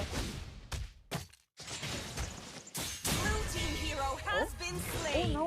Oh, Hanabi not really having the best time of her life. Third kill already, and all three of them are Hanabi. And with this clear goes in, might not use the ult, but the Fury of the Phoenix coming out, the flicker being propped up. The Guinevere just jumps in, the passive, and closes up the distance. Valir is also taken down. The guy also coming up doesn't really have the ult for now. Okay, he just gets it back on time, but no one to follow up, even though he pulls down the Guinevere onto the wall. The revitalize is also there. Meanwhile, just look at the Suyu's domination already. Another kill already secured. Leo, though, all the way from the top lane, grabs that kill onto the roamer. With this, I think Team Viper Matrix will have an easy turtle. Definitely an easy turtle is going to be it for Viper Matrix, since they have given Nathan everything possible right then. Okay, Cynthia though needs to reposition herself really safely, given the fact that losing her mobility skill, that's going to be the flicker, is going to be really slow. Other than that, now might be the time where the team starts to open up those turrets as well. Again, bottom lane completely wiped out. Middle lane, that could be possible with the Nathan, but they've kind of deployed it at the top lane so as to get a bit. But Mari Biscuit though, his skills are getting baited out. Really not liking it, but a bit of an airborne. Look at that, Asya. All three ults the Akai just procced were waste, I would say. Just used up as a defensive maneuver, and plus putting an Akai onto the jungle even after the massive nerf, it would have done better when it came to the roams. I would say Team Almost Pro is not really doing well. Hanabi is kind of AFK though, I see her onto the base. You really don't know, maybe even while picking phase, he or she was AFK, but can't really do anything about it right now. Now there's the lead, of course, in hands of Team Viper Matrix. Guinevere, her map awareness is good, and the way she's jumping, the way she's CCing the targets is also pretty good, I would say. Definitely very good. Look at them. The team are really trying to farm up, especially for Almost Pros who are in a deficit right now. Let's see if they are able to farm up or not. Other than that, the team Viper Matrix are going for a kill. Like once again, Kaze, he's gonna get stunned out along with the three members really near him, and that is going to be Mari Biscuit as well. It is really interesting to see that Mari Biscuit is onto the one side and one made of cookie is onto the other side. You just noticed a good thing, PT, but look at the damage coming in from the Nathan. The ult being progged up, but the heavy spin connecting down onto the Nathan, pinning him down onto the wall, but unfortunately Paquito wasn't really there. And with that, the ultimate pick off onto the Nathan. Finally a kill secured onto the goal lane, and a double kill as Ares underestimates the damage of a Paquito. And with this, a lot of heals being propped up, left and right. Team Almost Pros need to back off for now. And nothing much, just I would say even the map control kind of equal, PT. 100%. They are trying to make sure to get onto the map control as well as quickly as possible. But at the same time, now that Nathan was taken down at least once, it's going to be them trying to get the same kind of a advantage back once again. Let's see what is it going to be, given the fact that there is just one last turtle in, and with this one last turtle you can easily turn your game. You can easily make sure your team does have the extra damage. Kaze, you still can look for the perfect retribution while the team is trying to there, especially Krishna. Look at that, Asya. Well, this Asian the Fury of the Phoenix, kind of wasted out there, but then again, the zone is there. Team Hyper Matrix has an easy time for the Lord. There's an until Paquito has something else to say. One hit onto the Goonie, manages to move. Will he be able to survive? But no, here comes the dash. Now he goes in after the Suyo, manages to grab the turtle with the retribution, but then again, I don't think so he can survive this, as it's a double kill for the Paquito. Meanwhile, just look at the damage coming in from the Nathan. No one trade off the marksman damages. There is no MM from side of Team Pros for now. With this, they really need to retreat. They are kind of facing a lot of deficit, just like you said. Even the mid lane first tier is gone. Oh, that is really sad to see that there is no turret as of now, but at the same time, the team really needs to come up. They really need to make sure that they have domination, because it is kind of easy to get the domination with the Valir if they are able to get the Valir with the good setup. but let's see if it's possible or not. Looks like the turrets are being opened up by the EXP laners as well. Look at them, they're not stopping it. Zenk, he's trying to get targeted. There comes the Nathan as well, trying to close it down, and that's going to be a death for the Kalaya. That is crazy to see. You are one shot alone. That was a very bad positioning. Yep, he literally got sandwiched down there by 5 members. Putting kind of a mistake onto the map. Then again, the Paquito is performing pretty well, even though the game is really hard for them. Leo is still on 501. And with the Paquito, I would say it's pretty hard because you really don't have many resources. Because once you dive in, you can't really dive out. You need a good positioning, you need good ambush. Just like right now, he's waiting for someone. They really need to shut down onto the nade. And Paquito is kind of camping for the nade, and he might go in. The double buzz, a triple punch! Nathan couldn't even press his purify. He literally gets deleted off on the face of the map. Oh my goodness. It's really crazy, but at the same time, they are not stopping it. Almost Pro is also trying to get the damage up. Really love that flank coming in. And Tyler will have to think about it. He needs to think about his positioning. He needs his tank to open up the match. Wakaze once again trying to set up for the team. Goes in with the heavy spin, which he gets an easy immobilization through the Phoenix as well. Zenk Oh. is once again, and onto the back lines. That's going to be Tyra for you. And I mean, Tyler taken down. Krishna is trying to be surviving that, but Guinevere pops up the revitalize Aries. He needs to go in because Maribis get quite low, and no, that's not gonna be a kill. Leo, he's making sure that Nathan does not join the team fight. He was literally camping for the Nathan. He just manages to grab him and kill him. Even the Purify was baited. The ult was there from the Nathan, and yet he couldn't really survive. That's the damage coming in from the Paquito. So a pretty good game from Leo. Pretty impressive, although he did give his shutdown away, but the Guinevere can't really escape. The Smari Biscuit gets scrapped that kill. Once again, the Tsunami Slam, and it will be the Suyo this time. I mean, really surprising how even without a marksman, Team Almost Pros are actually making it work out. I would say some pro gameplay, but with this easy loss for them since there is no jungler. Definitely. No jungler, that's going to be make it quite hard. Almost Pros who were losing the early game.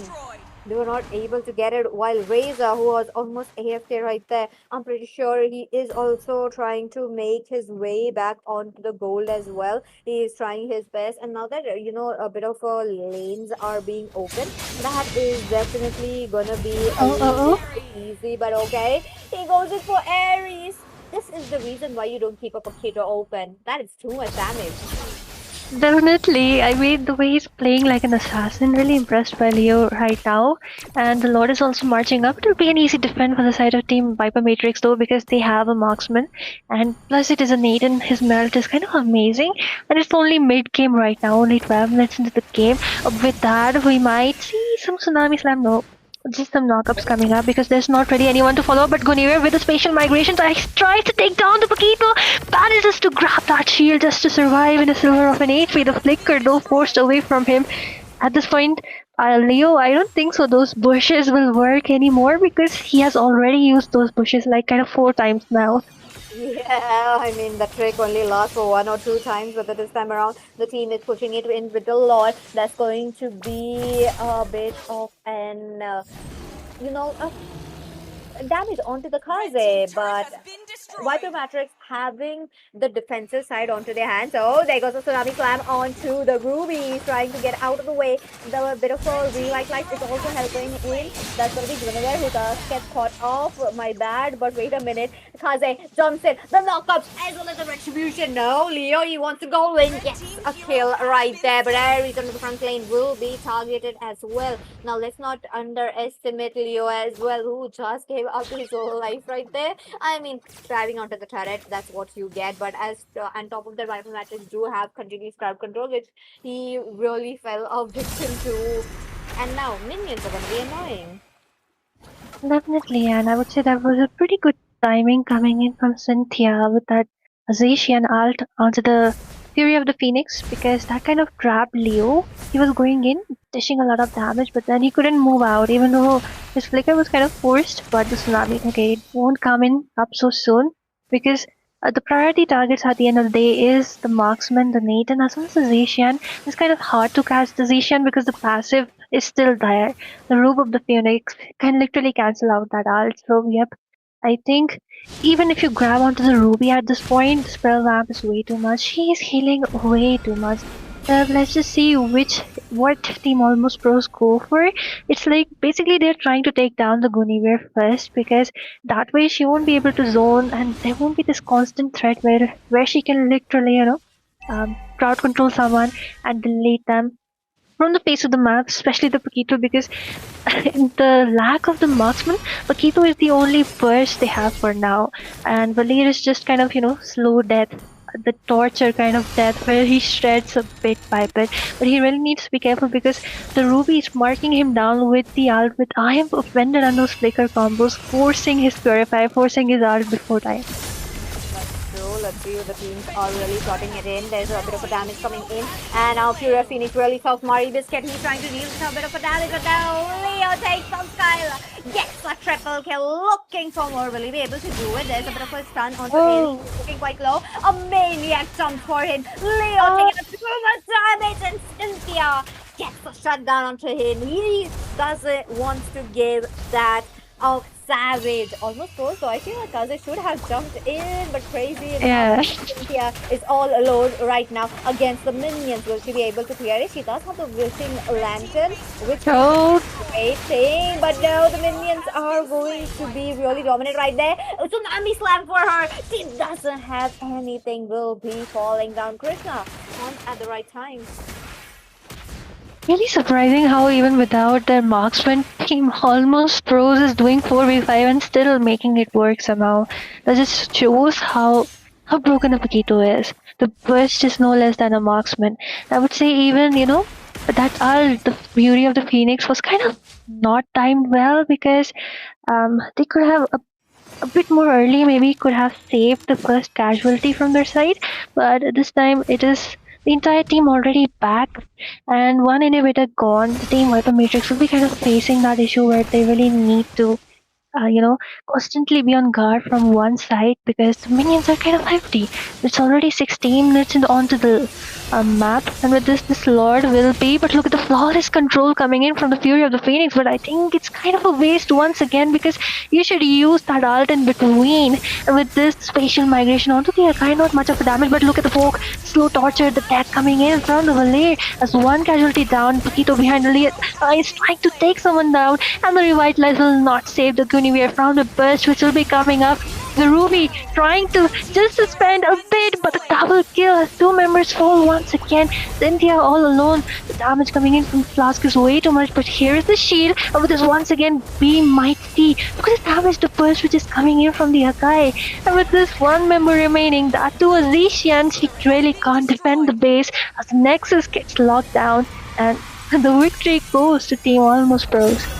Almost Pros, what a game you guys have shown. Look at that. Last time you guys had a bit of a network issue and still did not get the game, but this time around you guys come back and are gonna regain that winning streak. Asya, they had a 6 winning streak, and unfortunate things happened right there for them onto the last day, and this is where the redemption really looking quite good, and also a maniac.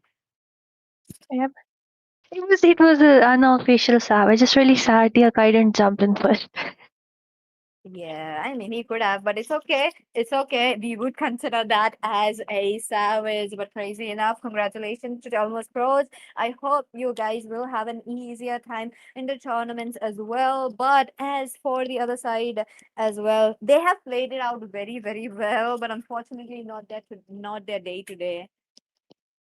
Yeah, I would say the burst coming in from Paquito was something they couldn't really handle, and that's what I was saying, that the Guinevere pick wasn't really good there, because the people you want to mark down, the marksmen, like like she's like even if Hanabi was there in the game, she already has a purify, right? Valir has a purify. I wouldn't want to do spatial migration onto the Akai, which she did towards the last team fight. They wanna god she should have, literally marked down the Paquito at this point because he was the only one whom she could catch. And at the same time he was the one who was dishing out a lot of burst. So I would say that those last timed ults from the side of Team Viper Matrix kind of not really synergistic, plus used on wrong targets. That is true. That is true. Really loved how both the teams played despite having a bit of a network issue as well. But hey, we are going to see you guys next week as soon as possible for the today's matches. This was it. I hope you guys have enjoyed and hope you guys have an early dinner as well. With that, see you guys next time.